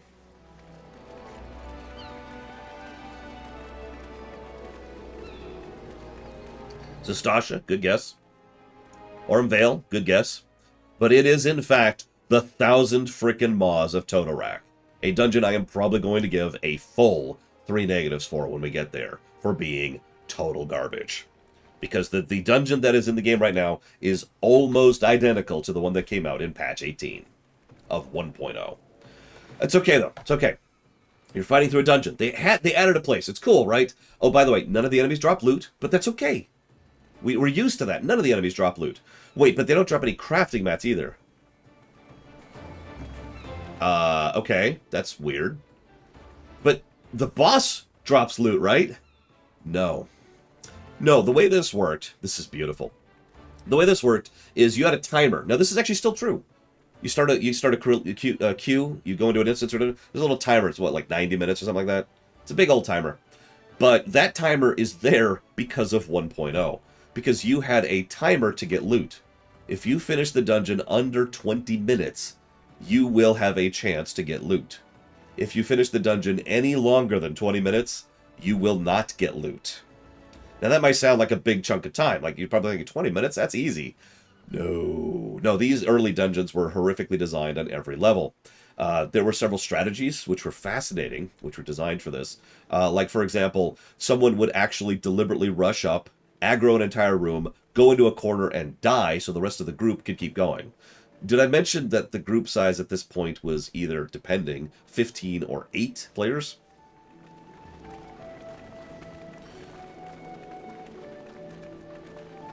But wait, one last little thing about the dungeons. Sometimes the boss mechanics didn't work. Just straight up didn't work. So even if you managed to rush through the dungeon and sacrifice people to get to the end, to defeat it in the timeline, sometimes you literally, physically, mathematically could not beat the boss because the mechanics were bugged. So, let's talk about a few other little things here. That's all the stuff I have to say about 1.0 per se, but I have a couple other things as like an outro here. Reportedly, the writing was on the wall in the actually FF14 developer team and the Square Enix developer offices for quite some time. However, it was formally decided by the development team during patch 17, while they were making 17, this is before dungeons were added, that the game was unfixable. The game was actually unfixable. I don't mean that memeingly or jokingly. I mean, even if they somehow magically spent a year and a half patching and repairing and fixing everything, the very roots of the game were so bad, this is not a joke, they could never add expansions to the game. That's going to be important. Remember that later. Because the game was already stretching its engine so hard and so far that it was barely functional. As I mentioned, badly optimized, all the crashes, all the lag. So they literally could not develop the game further. They would be stuck in its current state effectively forever. So, every account I have read, I will admit that I bowed out at this point. Patch 18, this is when FF14 1.0 finally became a game for the first time. Let's talk about the quest, the original MSQ, the original thing. So, there were 3 quest arcs at launch, one per city-state. I already mentioned that. They were focused almost entirely on the beast tribes. I bowed out pretty early. I only played like a month of it. This game was so bad. It's primarily focused on the beast tribes. They introduced the Echo. We see some meteor shower stuff. That's cool. Everything's cool. But what would happen is the MSQ, I mentioned the story just stopped at 43. What happened is your companion would die. Oh, sorry. I should explain who the companion was. So you had an NPC who was with you. They were voiced. They were your voice. This is actually kind of a cool idea, actually. You were just their nameless bodyguard. But they were the one who was actually the main character of the story. Make sense? So that's kind of how that worked. Yeah, you were a literal bona fide silent protagonist.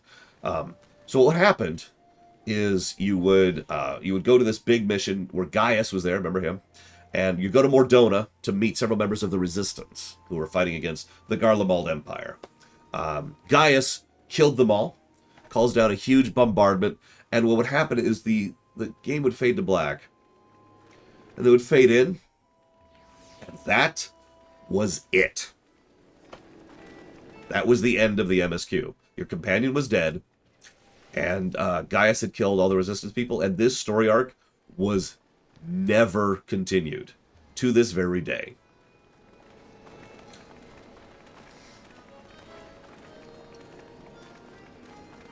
Now, you're probably thinking, hold up. I thought 1.0 had plenty of story. So what ended up happening is after Yoshi P ended up, taking over, he looked at this and said, this story is stupid. And so they ejected it. They just straight up tossed it. So the original MSQ was gone. And instead, what happened after that was an entirely separate story focusing on the Primals, Nael von Darnus, Dalamud, and of course, Louisoix. That story didn't start until after he came in. Sense make? Before that, it was all just... Now, please keep this in mind. This game, and I already said this game came out a few months before WoW Cataclysm. I already mentioned that. I'm re-emphasizing this because I think it's important for two very big reasons. The first is that this is, of course, the competition that FF14 1.0 was facing, which was WoW at its height, financial problems, etc., etc. But this leads me to point number 2. I have a theory, which I don't actually have proof of. We do know Yoshida was playing WoW, and we do know he actually studied WoW. He actually did his due diligence and figured out what worked and why, analysis, in order to try and figure out what WoW was doing right, and tried to go ahead and put that in. So we know that's all truth. But I theorized that he looked at Cataclysm and said, that was a great idea. Remember what I mentioned earlier? Cata was the tech debt expansion. Complete overhaul of the engine, massive changes to what tools they had. They added the proper function of terrain layering and player layering and all that stuff. Huge amount of under-the-hood stuff was done in Cataclysm. And you see where I'm going with this. Because I have a suspicion that Yoshida looked at that and said, that's a great idea. And either inspired him to do the Calamity, which would lead to ARR, or, I said and/or, these are not mutually exclusive, this was what allowed him to go to the executives at Square and said, hey, let me do this. Oh my god, we can't do that. And then he could point to Cataclysm, which was selling like gangbusters, as a way to prove that this concept could work. For those of you not aware, one of the other things Cataclysm did was completely erased the old world. Vanilla WoW was gone in Cataclysm, replaced by the new world. You see the logic? So I think either financially or creatively or both, his actual understanding of how game design works was what led to ARR. So why have I been going through all this nonsense of discussing FF 1.0, or FF14 1.0? Well, it was... yeah. First and foremost, I wanted you to understand how bad FF14 1.0 is. It's really important that you understand how absolutely terrible 1.0 was. It is also important that you understand that Square Enix quite literally nearly went bankrupt before FF14 1.0 came out. FF14 1.0 was so bad and so damaging that it actually, and again, I want to stress this, nearly pushed them into actual bankruptcy and the closure of the company. This almost happened. And despite how garbage 1.0 was, and despite how much they damaged the FF brand, even in Japan, and despite the fact that they absolutely destroyed their overseas market, and despite the fact that all this financial issues, and despite the fact that how absolutely garbage terrible FF 1.0 was, somehow the miracle, and I have very rarely used that word as literally as now, the miracle that is ARR still actually happened. Now, I'm going to be talking about FFR, ARR, several times, and how it's honestly not that great of a game, to be completely blunt. But ARR is such an insanely huge jump forwards from even late 1.0. But yes, Nael von Darnus was actually the final boss of the MSQ. We'll talk a little bit more about the specifics of the Dalamud event later. I don't want to talk about that now, but we will actually go into that eventually.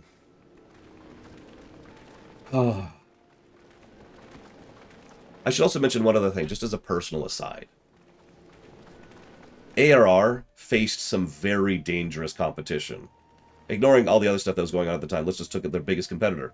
Pandaria came out when ARR came out. And the same problem that 1.0 had was also applied here. Because a huge number of people said, what should I play? One of WoW's best expansions ever made, or ARR, which was effectively WoW vanilla in terms of design. The thing is, enough people were interested that what happened was a very slow but steady snowball effect. Just kind of a slow increase as people were like, this is actually pretty good. And there was a huge, oh, sorry, thank you for reminding me. There was a huge amount of effort put into adding patch content and moving forward the story and polishing up the game and fixing the interface. Each patch actually substantially and demonstrably improved the game. That's important because word of mouth is critical for any game sales, but especially an MMO. I myself, like I said, personal account, I actually heard FF14 came back for ARR, and my actual reaction, and I feel kind of sad about this, I didn't believe it. I thought it was either a joke, or a meme, or a lie, or a troll. Yeah, sure. Yeah, sure, FF14 came back out. Uh-huh. No, really? Uh-huh, sure. And it took a few weeks for me to finally be like, okay, fine, I'll look into it myself and see what we've got. Hey, Pax, you want to try this out? And so we played ARR. And, yeah, exactly, Brakeman. I was in the exact same boat. There's no way. There is no way. Now, I did actually pause Pandaria for a bit to play our ARR at the time. And I'm just going to be real. Going straight from Pandaria to ARR was a bit of a shift. But it was interesting enough to catch my attention.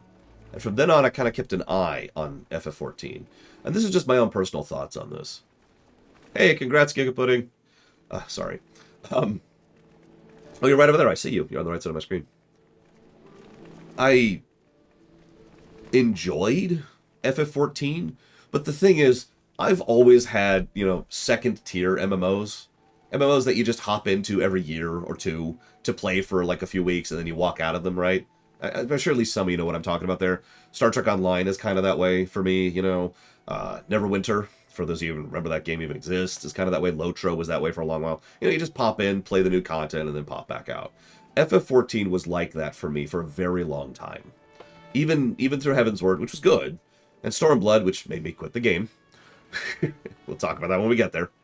But when we finally got to Shadowbringers, which I actually streamed at that point, I just wanted to say that Shadowbringers was the expansion that actually made me push this up from the whenever MMO to one of my regulars. Make of that what you will. I am glad I stuck with it. I'm glad they stuck with it. I am gobsmacked at how this game has turned itself around from the... God, we've been talking for an hour and a half, for the last 90 minutes of garbage I have been sharing with you into this. So, whatever complaints and negatives I give this game, please try to remember, I know where it's come from. Now, I'm going to recover my voice very quickly.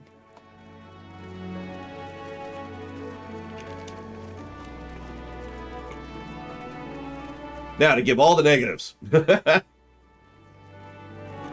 what? Hang on, I'm curious of something. 1, 2, 3, 4, 5, 6, 7, 8. We have 13 characters on the screen right now. We're almost at the cap. No, I'm joking. Hang on. There's 14, 15, 16. There's a terrible Kefka doll. There goes 20 people. All right.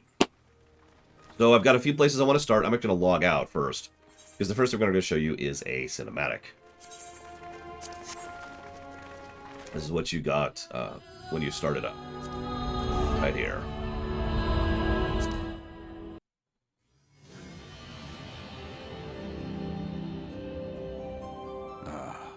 Hydaelyn. A vibrant planet blessed by the light of the crystal.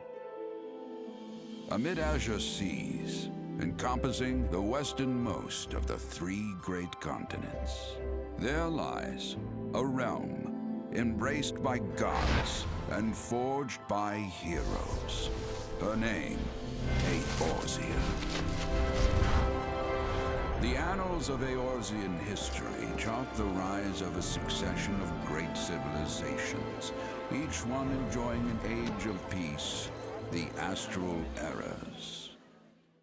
To date, all have proven ephemeral.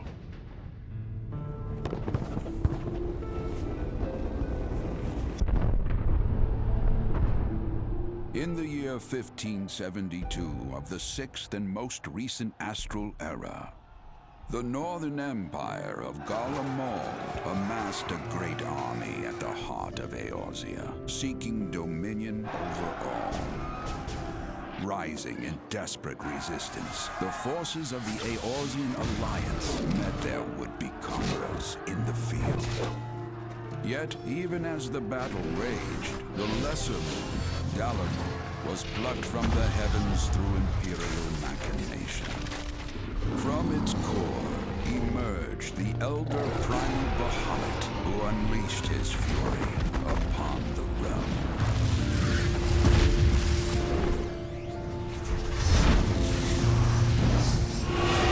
The devastation brought Eorzea to its knees and the era to its end.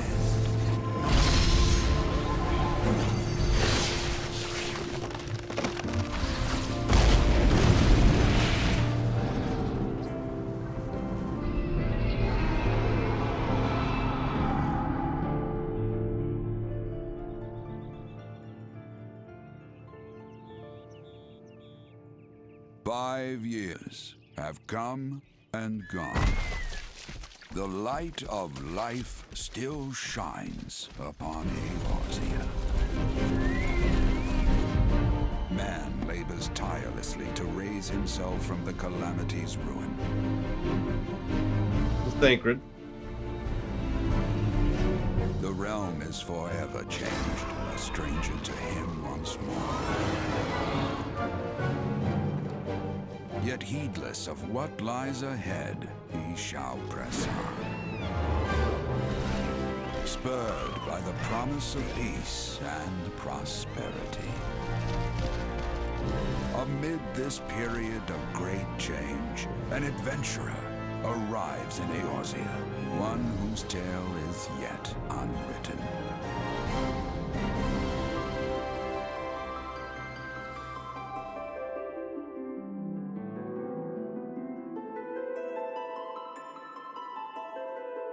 May he ever walk in the light of the crystal.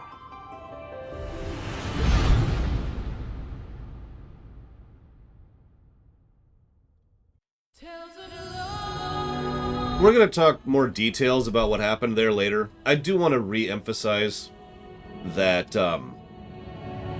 it is actually astonishing what they managed at the time. And not just technically or in terms of the miracle. It was unprecedented. Even Cataclysm didn't do as much as what they did, because they were still patching 1.0 as tech tests for, 2.0 ARR, while they were developing ARR, and then they pulled the freaking plug on the servers, and then launched what is effectively a new MMO. New engine, new everything, which is what we're running, ARR. And, yeah. No. Not yet, Ryan Kukiro.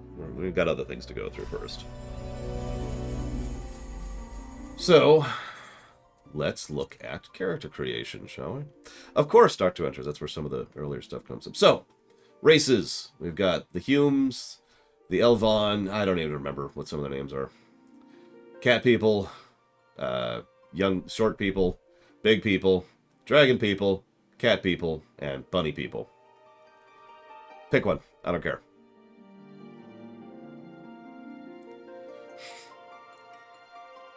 Still no female Hrothgar. It's coming. They're patching it.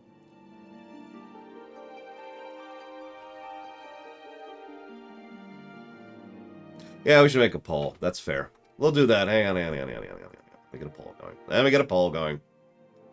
Get a fire going. We ain't had nothing but maggoty stinking character creation for 3 stinking days.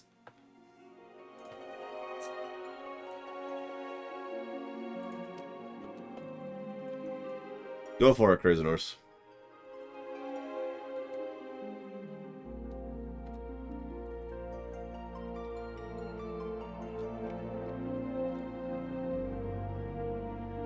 Whoop. Seriously? I can't... Okay, I can't add all the races. That's funny. I guess we'll eject Elven. I already have an elf.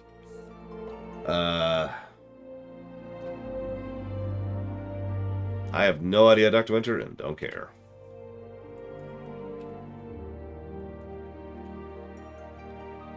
Hang on. I'm trying to think how to summarize this. So we've got, let's say human or elven, whatever they're called, Hur, Elezen, Lalafell, Mikote, or Hrothgar. And then we'll put Roigadine or Al-Ra, and then Viera. And that's the only way I can get it to fit.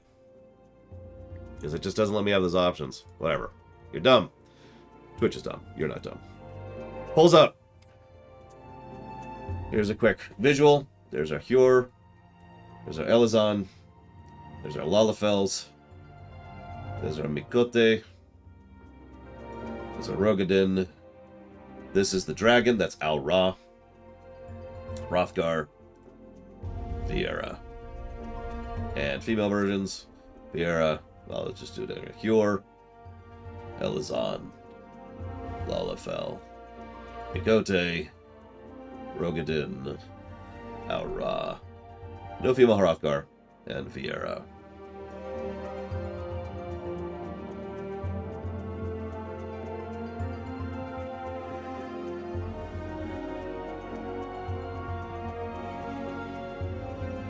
This is a pretty good take on the Prelude theme. By the way, the music in this game slaps. Although I'm not sure, it's just on Twitch. If you look up, there should be a thing there, Jordan. I should mention, we might not give that many pluses to things like music or story in ARR. Honestly, ARR is the bottom. It's gonna review the worst. Duh. But all I'm gonna say is that each subsequent expansion up to Shadowbringers has, in my opinion, better visuals and better audio. So, better voice acting, too. I don't think it'll fit White Cloudia, but we can try. Yeah, actually, that's a great way to put that. ARR is Babylon 5 Season 1. Yes, Blade Torval. I will be doing both. Yeah, honestly, I can only remember like 2 songs in ARR, and both of them are town songs. Alright, results coming in here. Dramatic pause. The winner is Rogadin or Al-Ra. So we gotta do another one, because that's 2. So hang on.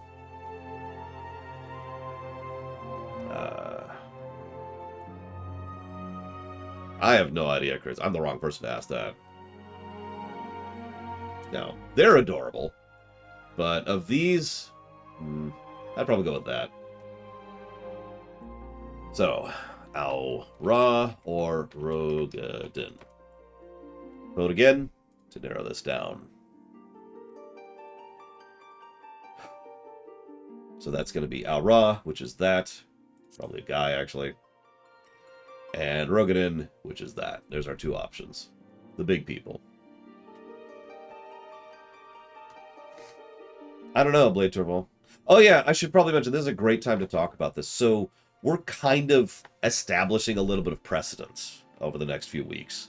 Because we've never really reviewed an MMO on this scale before. We did a proof of concept with Tor and this Warrior, and actually this game. There's a portion of this game which is the Shadowbringers patch content, which we reviewed. Both of those were, like I said, they're proof of concept. They were tests. So this is they were prototypes. This is the first time we've actually sat down and reviewed an MMO. So we're going to have to decide a few things as we go. We're going to have to decide how launch factors in. We're going to have to decide how temporary events establish in. Blah, blah, blah, blah. So this is going to be kind of a setting a lot of precedence when it comes to MMO reviews. Because I would absolutely love to review Guild Wars 2, Star Trek Online, maybe Guild Wars 1. I've thought about ESO. I really want to review WoW someday. So this is going to be helping to establish how we end up doing that.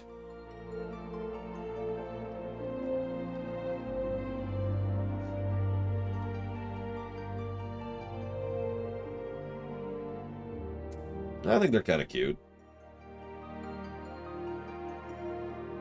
see a lot of female ARR. OSRS? I'm actually not sure familiar with the acronym, I'm sorry. Oh yeah, and the rest of Tor. Thank you, Mike Romano. So we are baking in half of the Shadowbringers score. Old school RuneScape. Gotcha. I'd rather eat hot glass. Yeah, they look adorable, and they look pretty badass. Although, I actually thought about turning my character from an Elizon into an Aura. I didn't like any of the visuals. Yes, Ray and Kukira. That is exactly right. Result is Aura. That's not surprising. Sure, we'll be a dude. So, let's see what our options are. So, well, $48 million, Rax. We do have to make one other character, though. Keep that in mind. So, a couple of things in character creation. We can have a unique pose. We can turn them into just, so you can see what they look like when they have no clothes on. That's pretty terrible. And just racial clothing. Change the environment. Now, this is actually important because there's actually a lighting engine in this one. So, you can actually see what it looks like in different coloring, different lighting environments. So you get a feel for what it's going to look like. This is actually important. It is surprising how few MMOs, how few games in general, have this kind of an option so you can understand how it's going to look. I'm sorry, what's a young pop star? Crazy Norse. You can also adjust the graphics here. I'm pretty sure we're still cranked. That's whatever.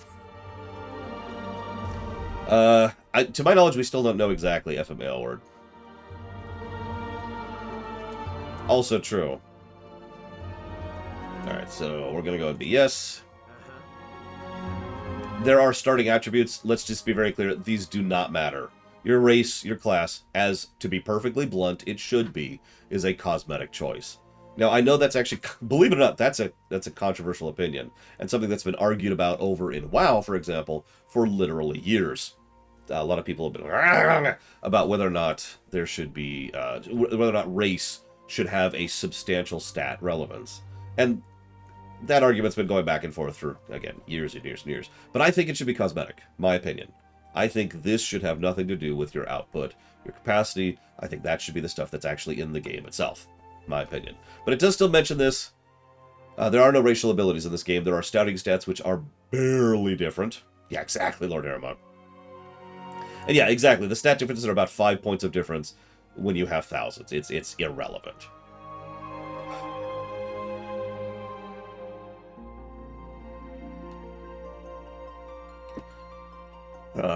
Oh yeah, you know what? I actually agree with that, Dr. Winter. But sorry, to be clear, I am speaking in an MMO sense. The Auri creation myth tells of a Dawn Father and a Dusk Mother.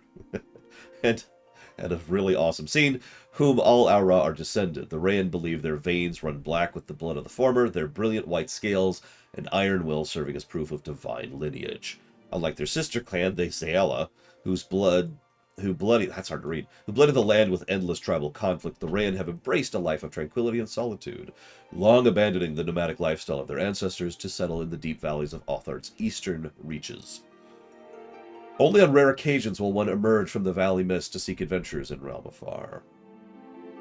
Yeah, you know what I was referencing. So this is actually something they added in ARR. This was not in 1.0. You can change your tribe. And these are substantial differences when it comes to the cosmetics. Now I'm going to show this off briefly. So here's the Hure, right? So Hure can be a Midlander or a Highlander. And there are different meshes, and in some cases, different skeletons and models and all sorts of stuff like that with regards there, too. I suppose I could allow you to decide class within a range, but we'll see. And then we've got, I'll go and show off all of these while we're here. So there's the Elizon, the Duskwhite, or Wildwood. I'm a Wildwood myself. My main is. We've got the Lullafels, who are of the Plainsfolk and the Dunesfolk. And a lot of these change your options, too. Obviously, these are just very brief showcasings. Seekers of the Sun and Keepers of the Moon. You can see there's also a lot of skin tone shading variants with regards to this kind of stuff. Rogadin. The Sea Wolves or the Hell's Guard. The Hrothgar. I actually don't remember if the Hrothgar clans. They do. The Hellions or the Lost. So you could either be, you know, cat people, or you could be from Final Fantasy X. And of course, Viera can be Rava or Vina, which is exactly what it sounds like in terms of variants there. So back to Aura. We will be in now. We're just gonna be rain. We're fine with rain. So we can change all kinds of things here. We got our height. We'll of course be as tiny as possible. Very important. Skin color. Lots of options. Decent options. That will be there. Tail shape. That's back here. And we'll have a small tail. We don't need a big tail. Tail length. We'll make it smaller. You can also make it bigger. Hairstyle. So I've been asked to change this hairstyle. What are our options here? Perfect. No, there's actually what I'm looking for. Perfect. This is just us now. This is our life. No. I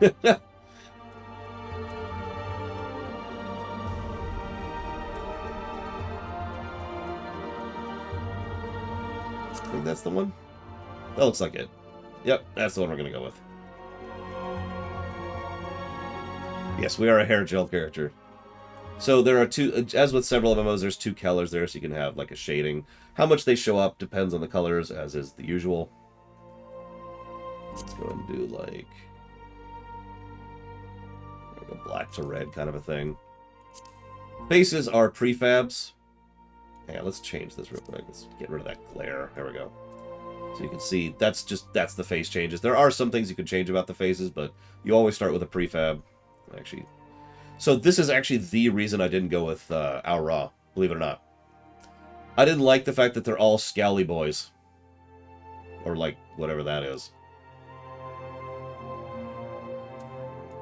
And yeah, you can change jaws.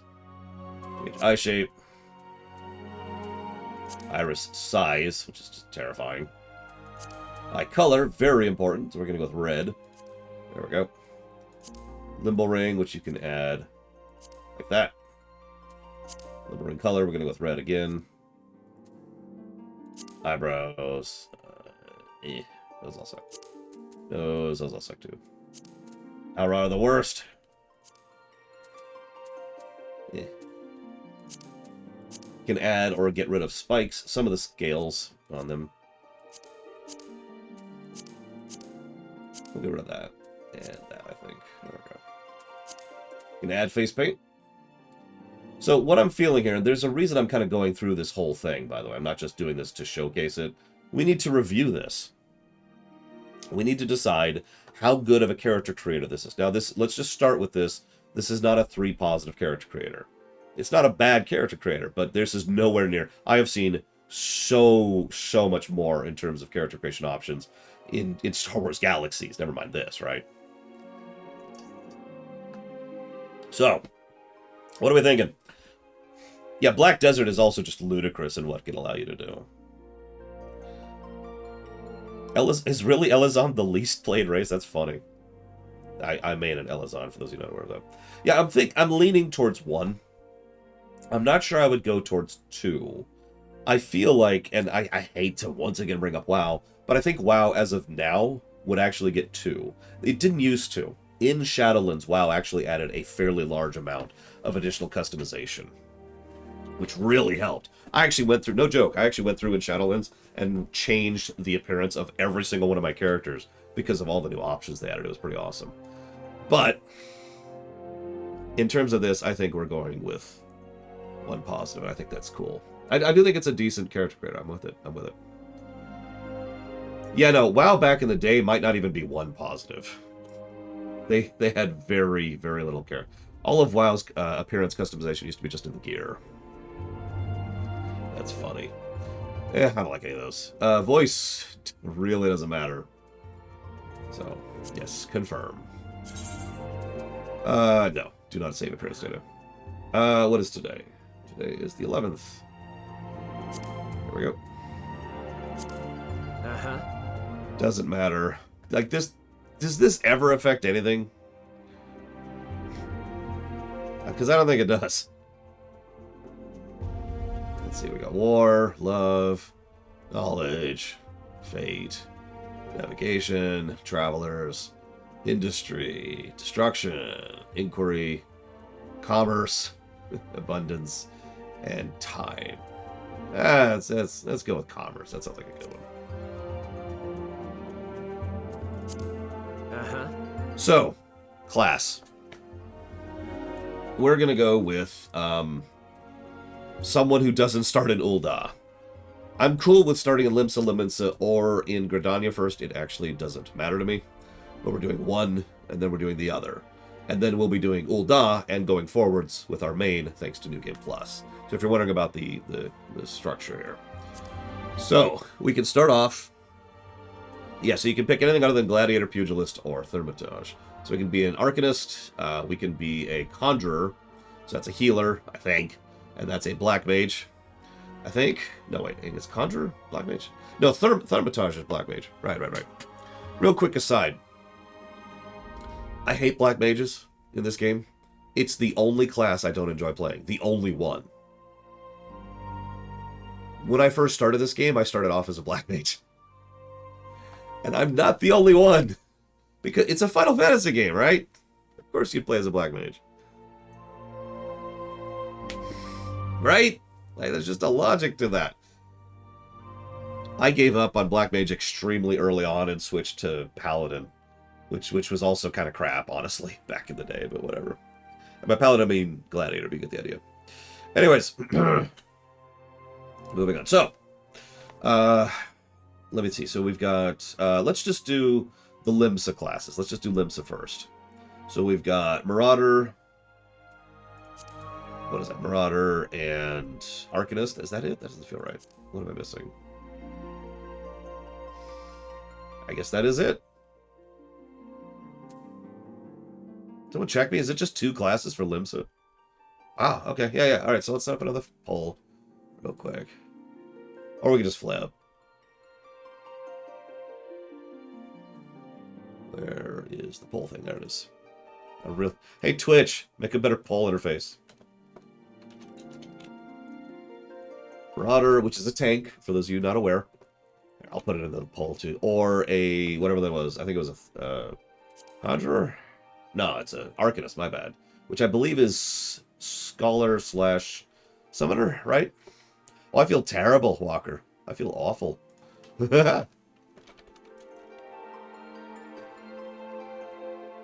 Damn it, Twitch. Okay, there. Polls up. Go vote.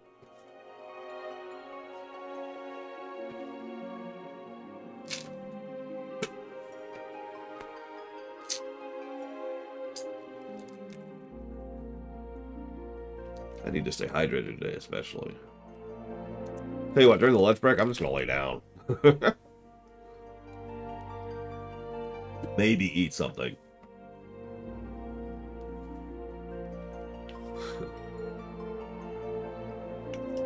That's a good question, Triaxia.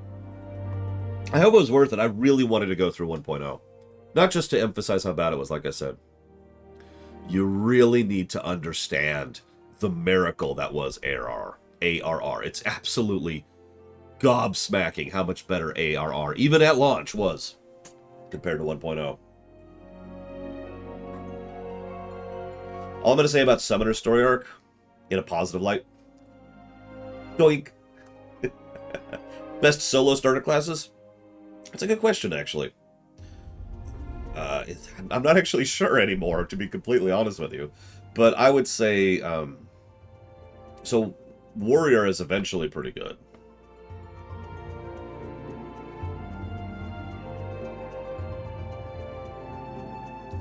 You know what? I actually like that idea. Takoida has proposed a special 3 positives for the unprecedented miracle of turning the garbage of 1.0 into what we have today. Even just in ARR. Even just ARR, which again was basically WoW vanilla in terms of equivalent design, was so much better. And they had everything going against them. Everything going against them when they were developing that game. Final score for 1.0. I actually did a hypothetical, like a test case of what the golden number of 1.0 would be. It's really, really bad. It's negative 70 something. There it is, negative 71.4. Which absolutely smashes any other game I've ever reviewed, by the way. It's almost double the negatives of Mega Man X7. You missed it. I literally spent 90 minutes going over 1.0 Starscream. Please watch the beginning of the VOD. Don't make me repeat it. I cannot summarize 1.0. I can't. That's why I spent 90 minutes explaining how bad it was. In detail. But I like that idea, and I'm specifically going to give it to A Realm Reborn. Absolutely, I agree. I like it. I like it. We're going to put that under gameplay specifically, because that is very much a gameplay thing. The narrative was actually not bad in late 1.0. We're going Arcanist. Cool. Okay, we'll go with that here. So, yeah. I'm just going to call it the ARR Miracle.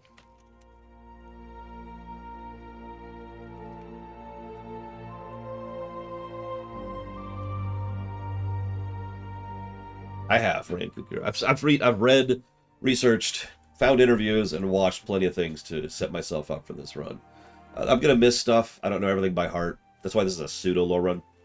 But I'm going to try and do as much as I can. Now, in the interest of fairness, we do have to decide, yes, One-Winged Angel, whether or not we count the launch troubles that ARR had, or any other expansion, as part of the thing. So, for those of you not aware, ARR had some pretty bad launch troubles. Now, they handled it well, but the game at launch had some very serious issues. This is actually understandable, given what they were trying to do at the time, but it is what I would consider to be an unacceptable launch. I have been thinking about this for a bit now, because we brought this up a few weeks ago in Discord, and I'm kind of leaning towards a negative for the ARR launch, because it was bad. We'll debate these as we go through these. Yes, I did, Colin Pelusa. I just finished about 20 minutes ago. We'll debate these as we go through these for each expansion, because that, like I said, we're kind of establishing precedents here. Go ahead and get rid of this.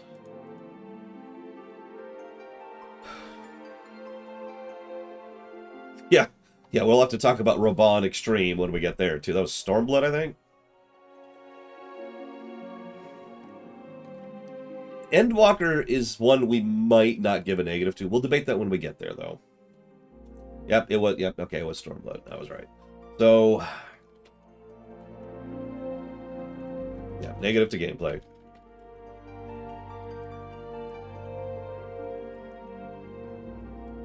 I'm only going to give one. We review games based on the state they were and now, because we kind of have to. But it's always kind of an amorphic thing. So, for example, we'll be reviewing ARR as it is now, right? Obviously, but we will be acknowledging how it was. That may or may not affect the review. But one of the things we do have as part of the review is launch status. We've actually long since established that precedent.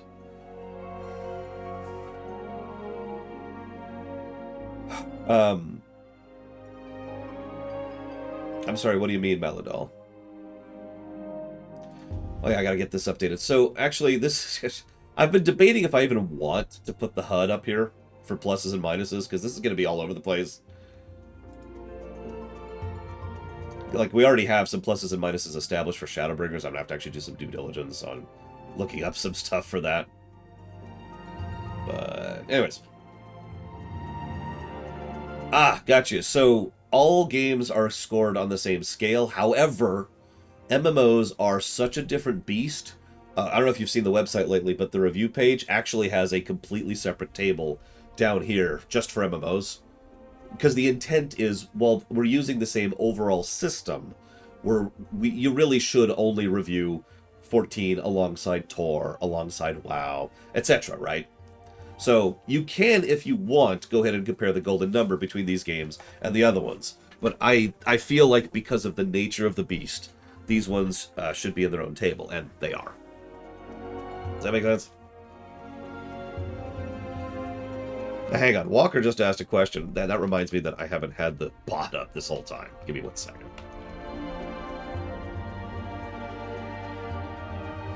It's only taking me a second to get it running. I don't have the bot running. There we go. Bot's running now. My bad. Sorry. Pull that up.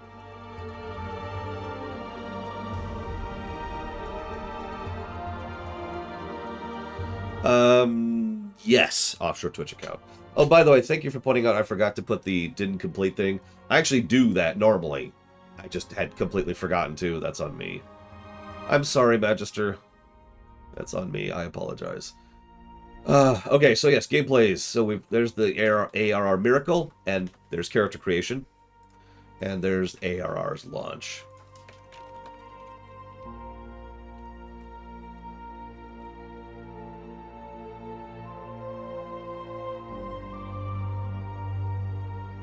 So this is a question that's already been asked, actually with regards to WoW. But the way this works is anything that is what we would consider a core gameplay thing and not actually part of a specific expansion is going to be lumped under the first expansion in question. So Realm Reborn, in this case, Vanilla STO, WoW BC, etc., right? Remember, we are effectively scoring the entire MMO in one block. I'm only distinguishing between expansions for the sake of curiosity and information. I like to give as much information as possible when it comes towards these things. That's why I have no EverQuest. That's why I have the VOD, the post-stream summary, the review in details, the specifics of gameplay and story, and the golden number. 5 separate ways to judge the review. Okay, so hang on, Jesse Ward. Give me a minute. Nobody donate today. I can't take donations today. So that's going towards White Knight. Chronicles 2. And 1 towards Skyrim. There's a lot of them offshore. A whole bunch of them. And Dragon Age. You got it. Thank you, as always, Jesse Ward. Much appreciate. By the way, in case you haven't heard me say this already, well, hang on. In case you haven't heard me say this already, we're not reading 100% of the dialogue out loud. That's insane, and it's not practical. I will do my damnedest to summarize what's going on in any quest or any screen we do. I will read out significant moments. Some of it is voice acted. That's true regardless of my voice right now. That's always been true. That's been true walking into it. Yeah, absolutely, Rex. Will I be reading the Hildebrand dialogue? Well, usually the idea is to read the substantial dialogue out loud. So, and thank you, Ross, very much. If you know what you want that to go towards, please let me know. I should do some voice acting when my voice is like this. So, someone asked a question. Should the Dalamud event get a point? So, there's actually 2 established precedences for that. One is what we call external continuity, aka how much does something else outside of the game improve or remove the enjoyment of the game in question on either the story or the gameplay axis, right? So, something like the Dalamud event, that would qualify partially under external continuity. However, we're not even going to address or discuss that until we get to the Coils of Bahamut, because that's where that really matters. That's where that actually comes in and has a substantial narrative focus and relevance here with regards to the game. Sense mate? I know, right, Linnea? My voice is like, hey, you know what? Today, piss off. But, no, screw you. Okay. And I'll put that towards what remains of Edith Finch. See, I don't actually agree with that, Girl Dragon. But either way, we're good to go. Let's go ahead and hit start. Brunhilde. No. We'll make it on Goblin, if it even lets me. Lore Tester. 1. No. Lore Laminsa. Lorsa Laminsa, maybe? Lorsa Laminsa? What do you think?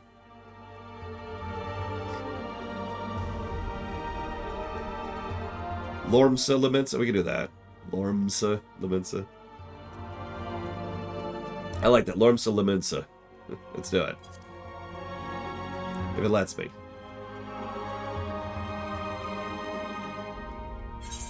Yeah! That would have been funny, Primarch.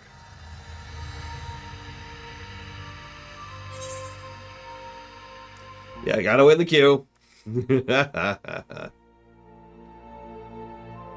Hang on.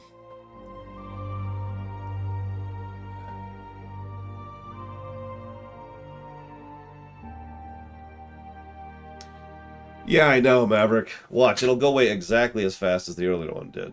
Yes, we need to hear, feel, and think in a minute. I'm not explaining that early. As with all lore runs for some time, we try not to spoil too much in advance. I do ask everyone in chat to be similarly respectful, because some people, this is their first time and first exposure to FF14. So we're going to try to discuss as we go, rather than just explain everything right up front. Sense make?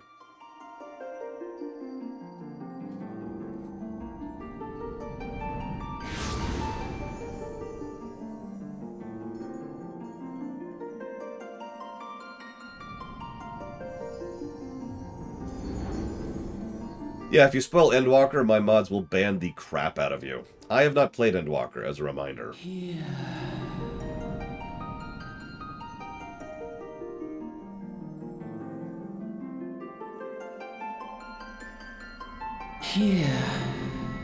Feel.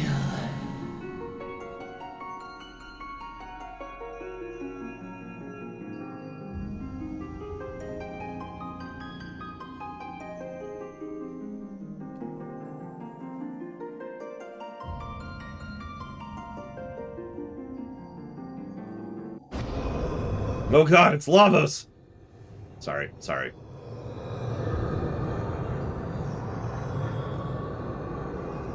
We won't be spoiling Shadowbringers till we get there, Maladol. Feel.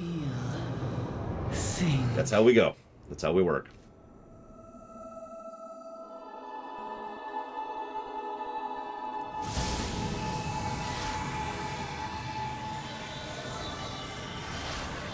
We are apparently a summoner.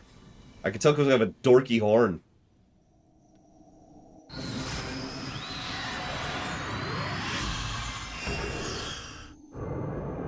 Like, I'm sorry, I actually rather like what they did with Summoner, but that horn, oh my god.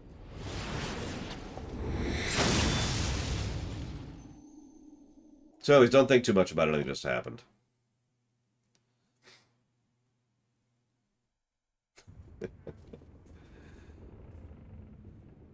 So, as you can see, no voice acting.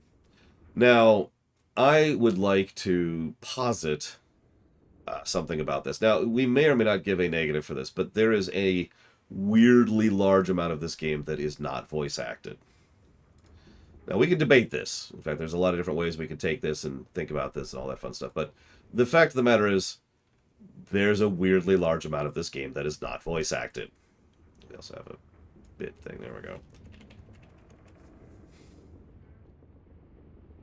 So, I mean, this is a main story quest. This is the first friggin' quest in the game. Right? Anyways. Yeah, exactly, Rax. I'm surprised you're actually with me on this. But yeah, no, it's irritating. Now, this will go down a little bit. We can debate this per expansion. But it is weird how much of the game does not approach itself from voice acting. Oh, speaking of which, I just realized that's actually the wrong thing, scrolling thing. I'll fix that later.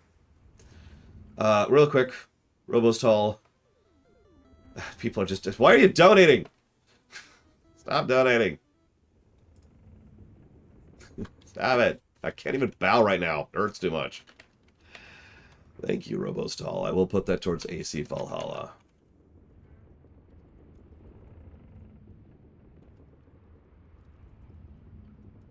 And thank you, Sabacom. I will put that towards White Knight Chronicles too. So yeah, I'm going to jot down potential negatives in ARR specifically for absence of voice acting when it's significant, right? That's the specific thing, because absence of a thing is usually just absence of a positive. But there's a huge amount of really significant story moments that don't have voice acting. It's just kind of weird The inconsistency of it bugs the crap out of me. By memory, it's worst in ARR and it gets better over time. Again, we'll see, but we'll put inconsistent, absent voice acting. Yeah, main story stuff, question mark. And we'll just leave that there for right now. So, oi! You alright, lad? What's funny is the same thing's true in WoW. WoW has better and more voice acting each expansion. You're moaning in your sleep and sweating buckets beside. Pulling of the ship got your stomach churning, has it?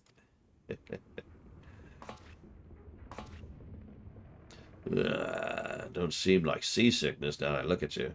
It'll be the ether then, I reckon. Does anybody know if you can increase the font size? Because I don't know if you can. Some are more sensitive to the stuff than others, say. We aren't too far from Vilbrand now, which is chock full of aetherites. No need to fret, though. You'll soon get used to it. Yeah, I can read that just fine. But then again, please keep in mind, my game is this big on my monitor. I have it very large. I think I'm technically at 4K right now. Just 4K 4.3. So I can read that just fine. The font's like this big on my screen.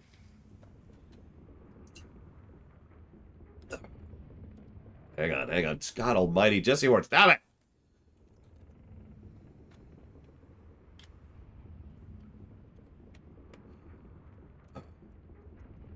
Thank you for the sub. We'll put it for 4 Heroes of Light. Thank you. Might as well have been blooming seasickness. Sheep sleeping around like a demented chocobo today. I reckon I might head out on deck. Give myself a breath of fresh air. Limsa Laminsa's still a way off, in case you were wondering. Seeing as you're awake and all, how about you keep me company till we get there? The young'uns don't make much conversation.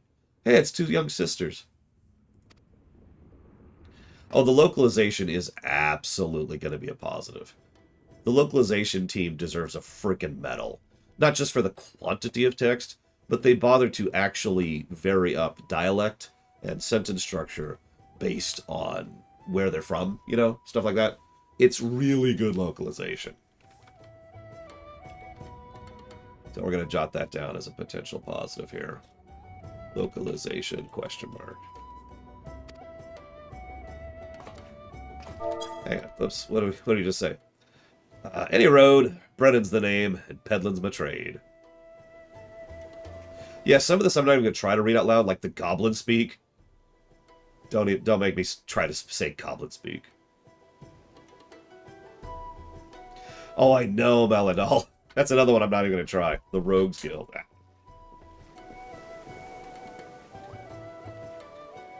Smell that salty sea breeze. Now then, lad. Judging by your unusual garments, I'd say you're one of them new adventurers. Am I warm? I knew it. Going wherever the wind blows, seeking fortune and glory. Now that's what I call living. So long as you can avoid dying, I mean. Ain't no secret adventuring's a risky business. These days, especially.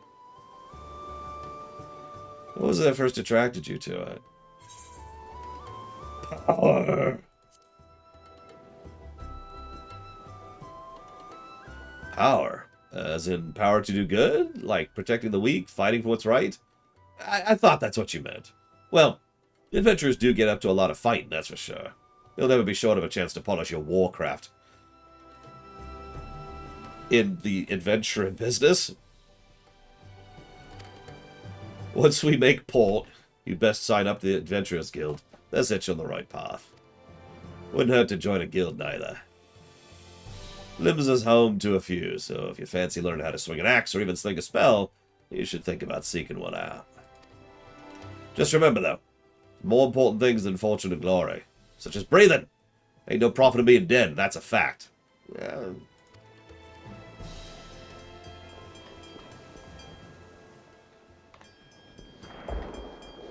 Hang on, we're heading to a new area to start fishing.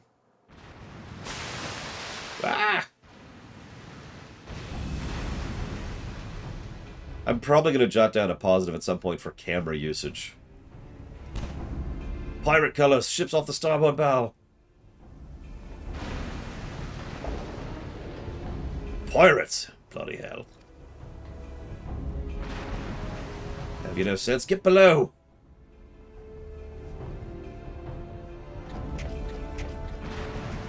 Like, you can see the rigging a bit in the cutscenes, but this is still actually pretty impressive. Not just for the time. They like to use the camera a lot in cutscenes. It's the world coming to. Pirates firing on a ship flying Leminson colors. Bastards either have a boatload of balls or bugger all for brains.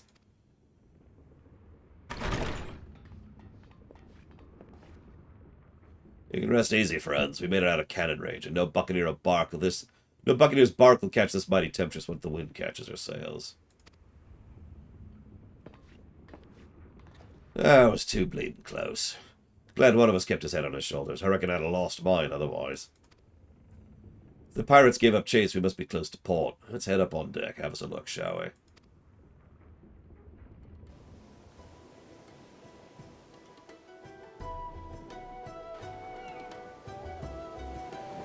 By the way, all this is skippable, before you ask.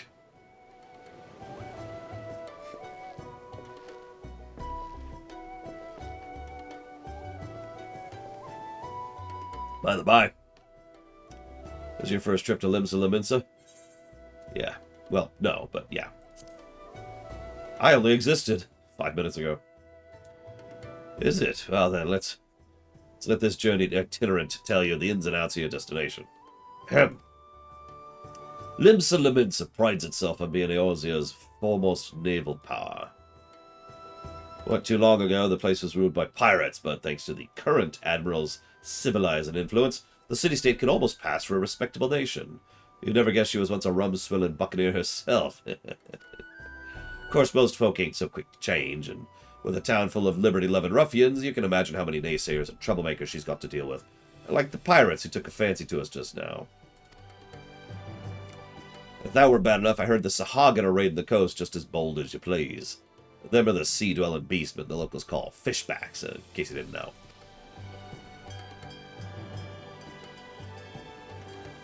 At long last, land ho!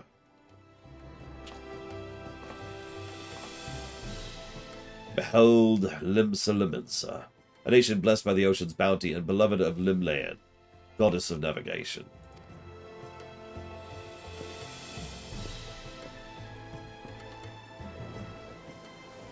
We'd show it, but we can't render it on this screen.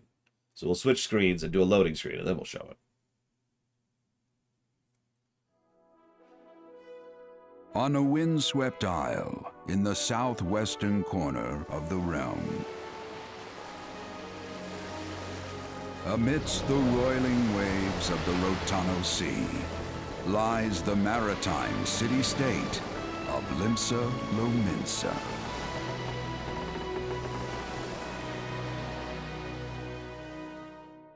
To this haven for bandits and brigands, cutthroats and curs, seekers of both freedom and fortune, comes a lone adventurer.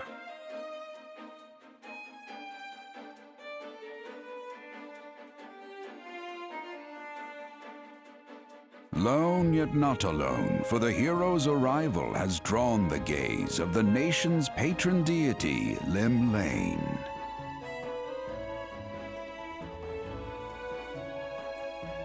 What realm-shaking fate has she descried in the churning waters of this mortal's future?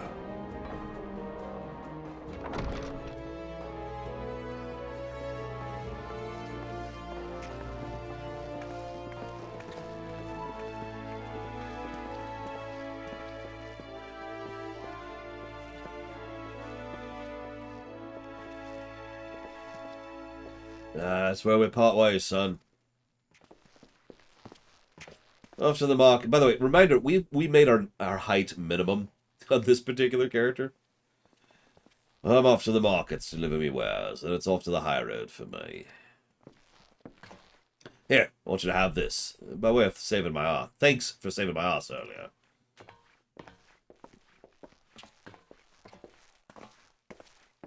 Hey, you never did tell me your name, did you? Well, there's an idea.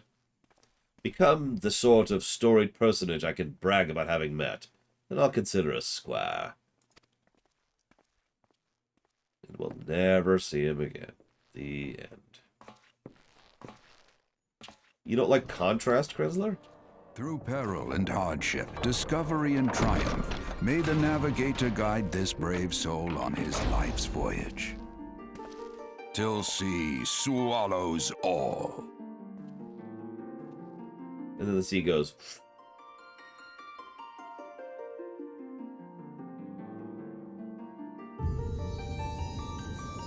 And roll credits. So the game's intro is interesting in how low tier it starts. We are literally just another adventurer amongst dozens of adventurers who happen to be in town. And yeah, it's a very slow burn. We arguably won't hit our first hook for quite a while. That's very deliberate, though. Part of this was because the game, again, remember, this is happening after 1.0, and the cataclysm thereof. So there's a little bit of trying to reset the status quo and pull things all the way back down to ground level for this.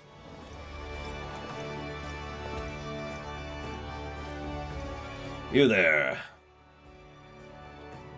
What's up? This is my district. I'm making business to know all the scum that washes up in it. An adventurer. Wow. Allow one of Lumsa's finest to set you on the path. Hop to it, lad. I haven't got all day.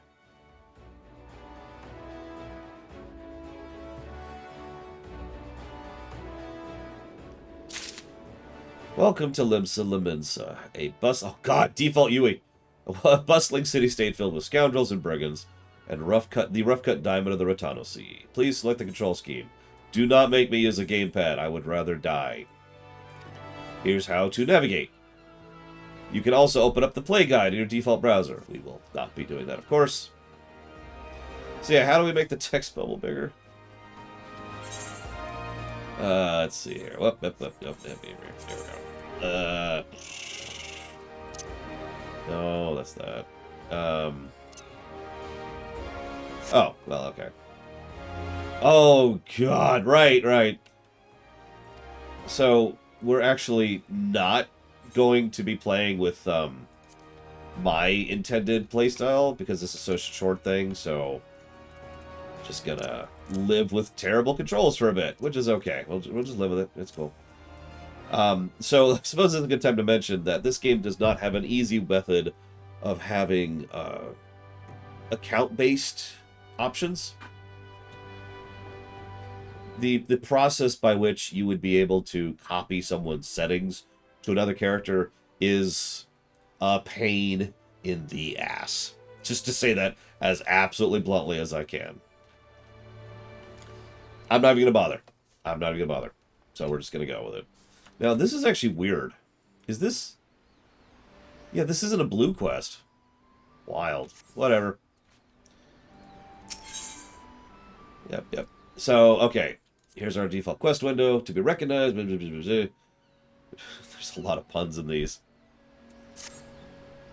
I did get your resub, Vandalia. Thank you. I will put that down for Steins Gate. I have had an FF14 account for like 8 years, so I didn't exactly need to get a new account going. Although I think they're selling them now again anyway, so I could be wrong about that. Anyways, so this place is dangerous, so we're going to help you out. Go to the Adventurers Guild. Here's where the Adventurers Guild is. You go this way, talk to him. He'll help you out. There's a proprietor there. He's cool. Go.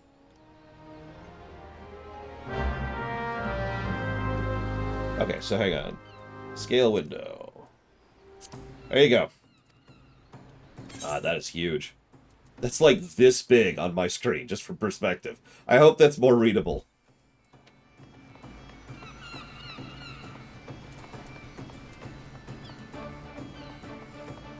Oh yeah, Eorzea is a very dark place, but I mean, most FF games are, let's be honest. Pretty much since FF2.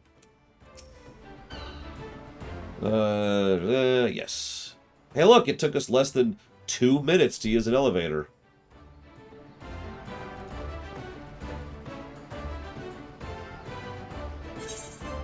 Yes, I know how to... Thank you. Thank you. Tutorials! Yay! This is a good time to talk about HUD customization. We actually talked about this recently, and I can't even remember what we decided on. So, this game absolutely will not be 3 pluses for HUD customization, but it certainly has a fairly large amount of it. So you can move everything, and you can scale everything between, I believe it's 50? Hang on. Fuck. Here we go. Nope, 60. Sorry, 60 to 200%. So you can make everything big, you can make everything tiny. And that's actually kind of it. But it is still, to be very clear, this is still good HUD customization. I don't think it's 3, like we've already talked about. The question is whether or not this is 1 or 2. Because, yeah, there's a lot you can do with it. There's the pixel finder thing. Blah, blah, blah, blah, blah. So,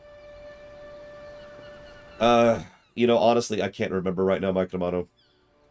But trust me when I say that there are several things I wish I could change about this interface that I don't really have the option to do. So, I'm feeling 2. It would be easy to talk me into 2 positives here.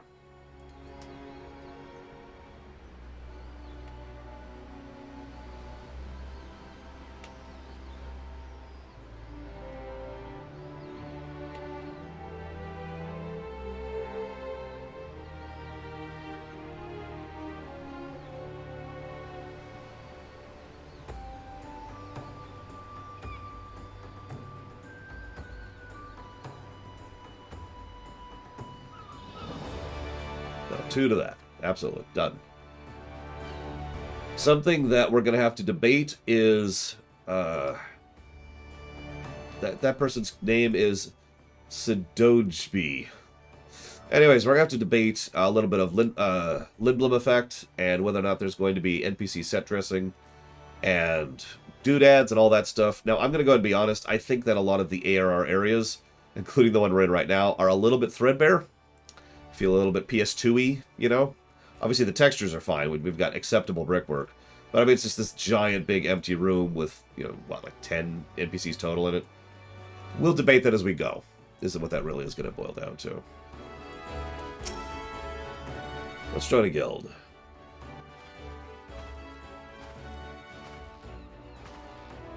Just like WoW, the textures and the design of areas gets better as we go forward. So I imagine ARR won't score super well on that.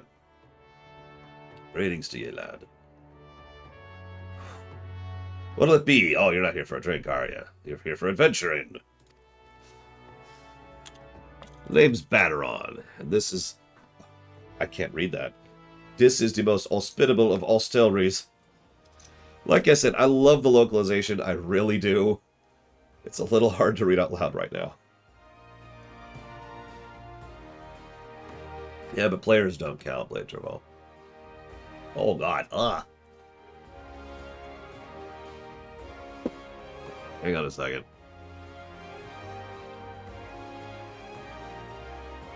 You ever have a pill get stuck in your throat and start dissolving? Like right here? Really, One-Winged Angel? You're going to have to explain that one if you don't mind. Okay, we're good. We're good. So welcome to my tavern. This is the home of the Adventurers Guild. So, I don't remember if they actually say this, but I'm just going to explain this right now.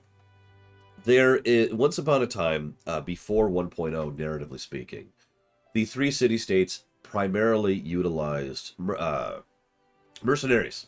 Bunch of mercenaries, and that was their military force. All the fighting, all the conflict, all of that was done through mercenaries, rather than whatever the thing is called. I'm sorry, my brain is just not here right now. Professional military forces were not a thing. There's a term for that. I can't think of it right now. Now, there was a treaty that happened some time ago, just a little bit before 1.0 actually started. Yeah, your regulars, I guess, is there. No, not the Grand Company. This is before that. So, before the... so they established the irregulars, and that led to the development of the Grand Company system. But what they had... Yeah, the Standing Army is kind of what I'm talking about. And as a result of that, a whole lot of mercenaries were suddenly finding themselves out of work and out of a job. So... in lore, the Adventurers Guild just kind of was like, oh crap, we have a lot of armed people who have nothing to do and are bored. So they came up with this concept of the Adventurers Guild and the levy system, which is a system in lore, in order to try and keep these people occupied and paid and helping rather than hurting the situation. This was the premise, for lack of a better way to put it, of the adventure of the main character back in FF14 1.0. You were one of those mercenaries. And you were now like, well, I guess I'm an adventurer now. Now, that system is still in place, obviously. It's been a few years since then. But, yeah, exactly. Adventurers are better than bandits. Very, very logical. That system is still in place, and it's a little bit even more established than it used to be, because it became such a common and popular thing that adventuring effectively became its entire profession. And as usually happens with any economy, anytime you have something that becomes a regular job, jobs that support it grow up, and then jobs that support them grow up, and you have a whole industry at that point. So by the time FF14 ARR starts up, adventuring is a full-fledged industry, a tax-paying job, as was mentioned earlier. And that's why they have this whole system of, hey, you're new in town, go to this guild, get yourself registered, do this, yada, yada, yada. It's a cool system, and I'm rather fond of it, actually. Especially since it makes so much sense. So, this is the Adventurers Guild, blah, blah, blah. We help newbies, like you. Adventurers have a knack for finding trouble. Yep. Yes, this is 5 years after the Dalamud incident.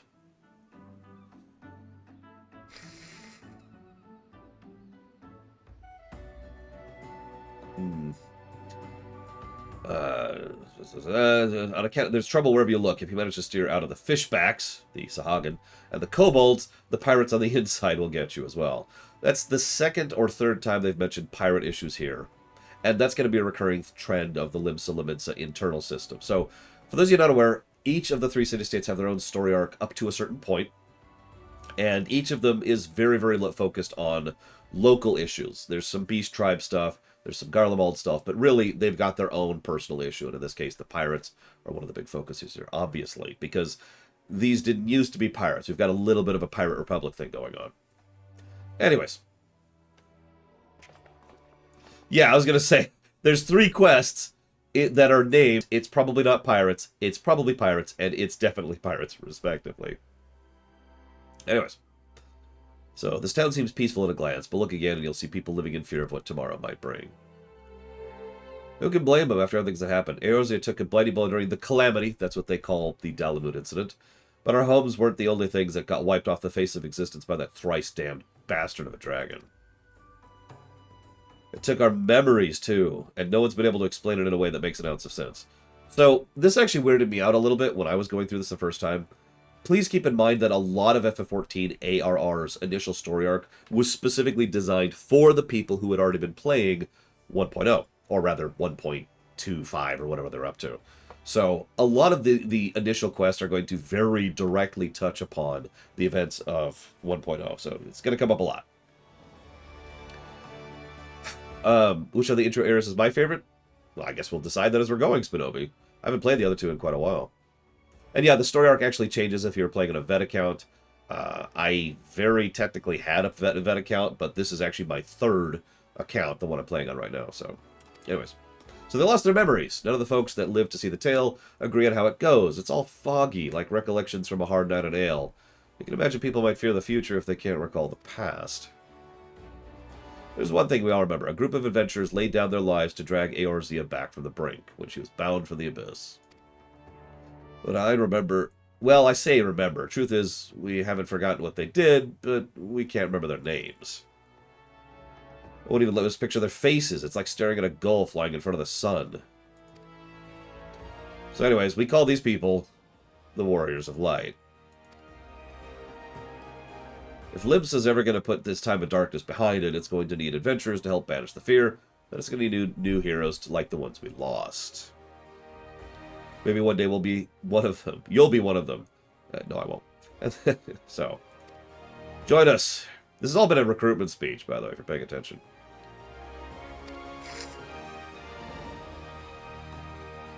So, let's do some paperwork. Wow, I am out of liquid. I'm gonna have to refill. I've got a little bit of water left.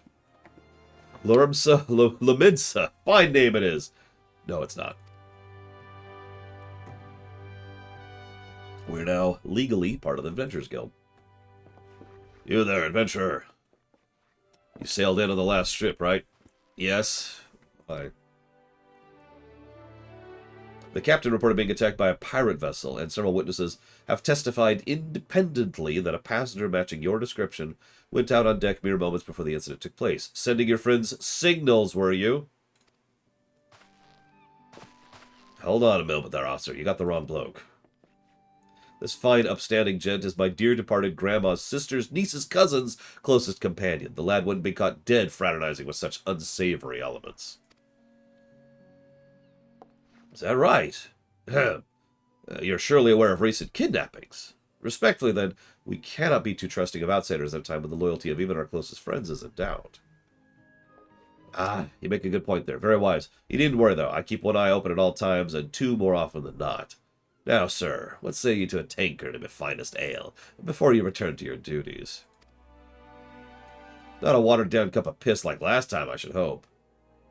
Ah, I got the faintest idea what you're on about, officer. The wench might offer some of the cheapest grog this side of the Strait of Melthor, but that doesn't mean it won't get you good and pickled. Look, there's a chair over there just crying to be sat on, so kick off some heavy boots, huh? Thanks for the bribe. You'll have to excuse the Yellow Jackets. There's been a spate of kidnappings, and they haven't got a clue who's behind them. Naturally, they've taken to clapping irons on anybody who looks vaguely suspicious, which means adventurers, visitors, and pretty much every other person in this town. Don't take it personal, though. Us Laminsons can be a headstrong bunch of bastards. We'll grow on you. Yeah, we'll get to Ul'dah in a minute. Oh, no. They will we and they will eventually explain the Bahamut thing. Don't worry about it. That's going to be a bit, though. Probably not going to get there for a while. Oh, yeah. Welcome here. Everything's cool. I mean, I know where he is, Vandalia, but we won't see him in-game for quite a while.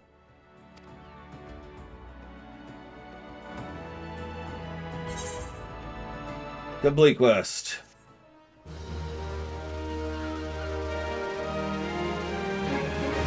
This concludes the introductory game tutorial. You've taken your first step as an adventurer. Listen well to the wisdom of Batteren, Ten Fingers, and go forth! Discover. Ding. Now, these are how pets work. We don't care. Here's the MSQ. Don't care. So, I'm going to make it a little bit bigger so you can see it. Give me just one moment here. That's the wrong thing.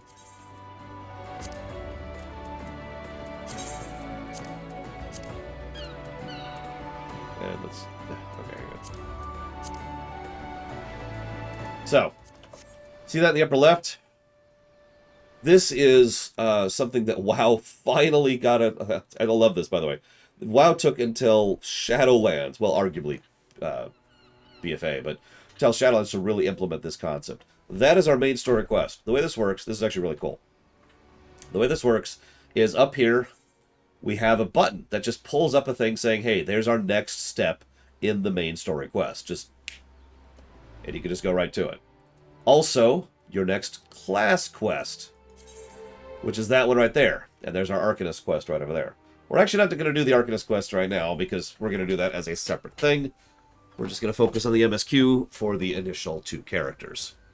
But I love that. That is a great quality of life feature. And it's a very important, you don't know what to do next kind of feature. Yeah, you can open up the map and do that quest. And that's it, apparently. Is there another one down here? I guess not. So you can just open up a map and look for quests and do said quests. Oh, God, I have nothing explored. But this is a way to keep you on track with your main story stuff. Now, it could actually be better. There are ways that it could be improved. I've actually talked about those before. But it is still nevertheless a good feature, and I think that deserves a positive. Hey, chill, Paladin. I will put it towards WoW. Sorry, my voice is a little bit right now. I don't know if you can tell that. I'm actually going to take a very brief break here. And by very brief, I mean a few minutes break to refresh my water and to just relax my throat for a moment. Excuse me. Okay, so... Right, we're jotting down this. Now, Tor? I don't even remember Tor's map, admittedly. I'll have to think about that. But...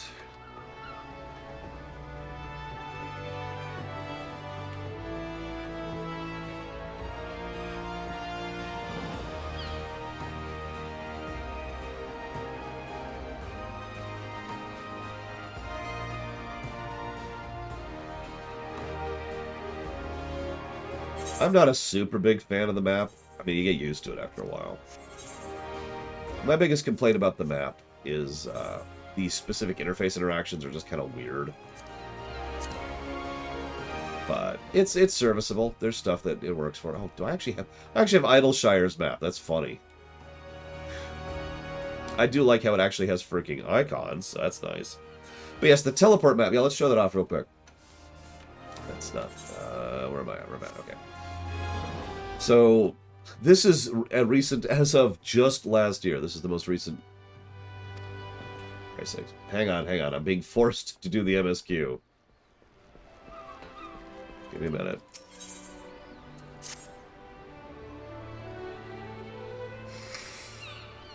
Hang on. Let me get my headphones back on here. So, go west. This is Aetheryte. This is what Aetheryte does.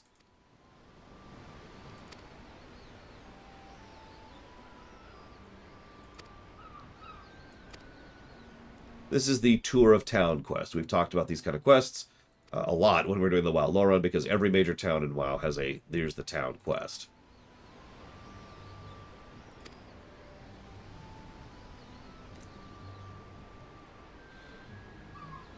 So this is the indication of what a quest is. And it actually points to specifically someone over there. Go talk to that person. They have a quest. Oh my god.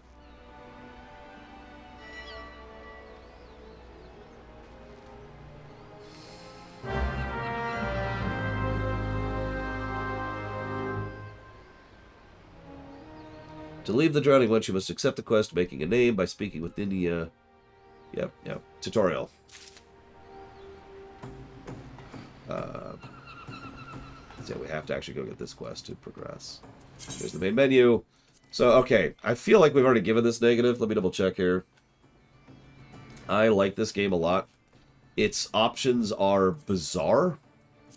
So, there's two configuration menus. The character configuration menu and the system configuration menu. Each of those has tabs, and some of those have their own tabs. That's 3 layers of customization.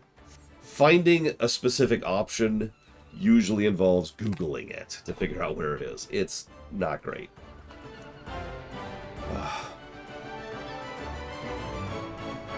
I'm going to go and take a minute. I'll be right back.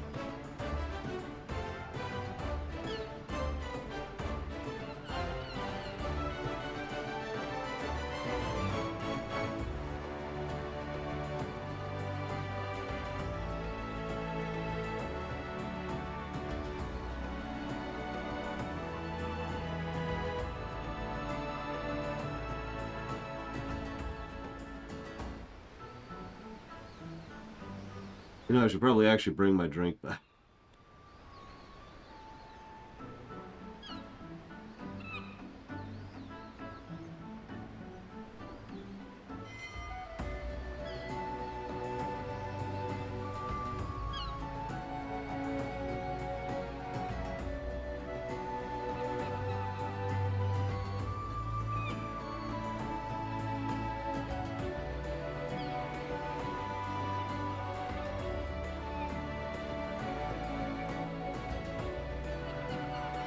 Hope you've at least enjoyed the soundtrack. Because, yeah, there's been some bangers this week, hasn't there? We're not even at the good stuff yet, in 14 anyways. There we go. So. Hey, a side quest. Here's what it gives us. Tool tips. It's a good time to talk about tool tips.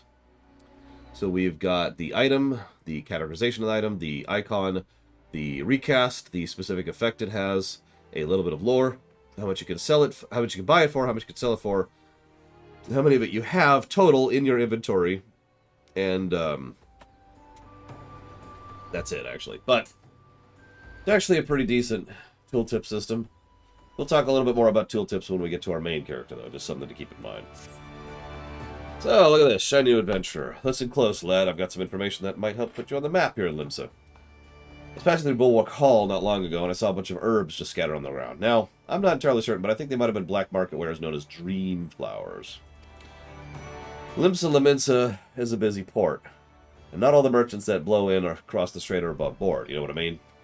How the plan's up in the mizzenmast? Who knows? Might have been a deal gone bad, but the important thing is you make a name for yourself by handing them in.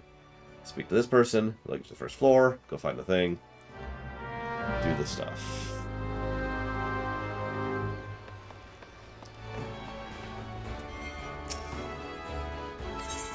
There we go. Yes, it's gone forever, Caspian. I have deleted it. Right now. It's gone. There's some kind of cowboy here. It's very strange. There's some kind of dragoon here, which is even stranger.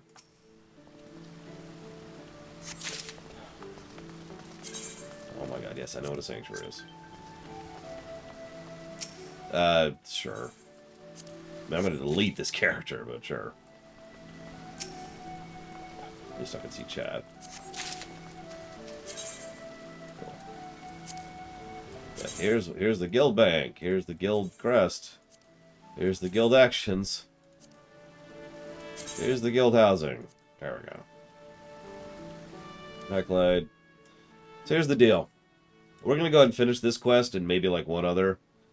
And then I'm going to go close my freaking eyes for a couple of hours. My migraine has gotten worse, not better. I know you're all worried about my voice. That's understandable. But the voice isn't the issue here. But I'm having trouble keeping my eyes open from the level of pain I am in. So, as much as I absolutely do not want to, I am going to go ahead and pause for a bit here. So, let's go and finish this quest.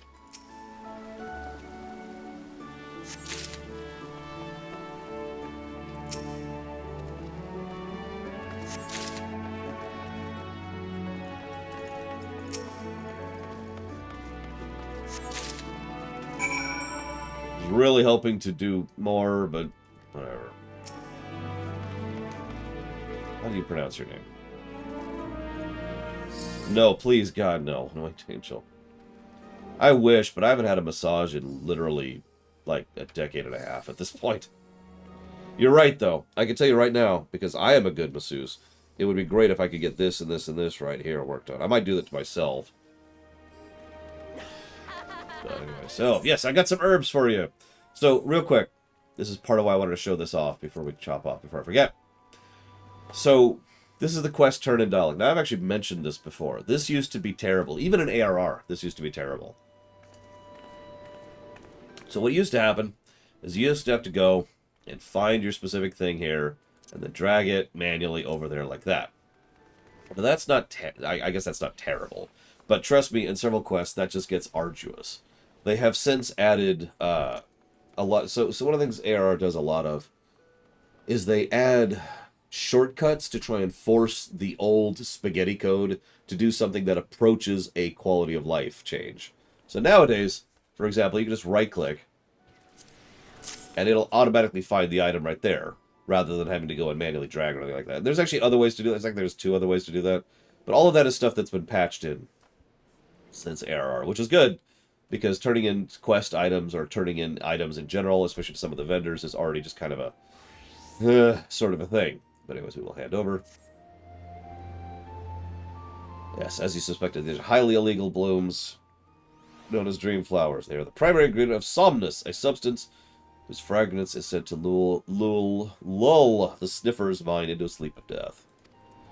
Forgive me, I cannot resist the jest. These herbs are more actually just lavender, a common enough export. In fact, they probably spilled from crates that were loaded onto my very own ship.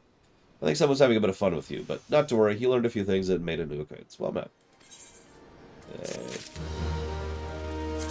Here's how you use items. As good a time as any to mention, the icon is actually different for main story quests than quests, and eventually we will also discuss blue quests. We don't have a blue quest right now. I technically do, but we'll get there eventually.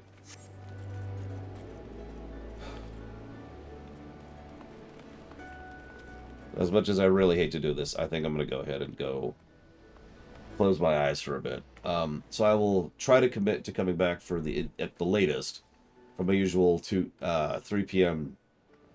start time. You know, the second block. If I feel better before that, we might start before that. We'll see. Migraines are weird for me.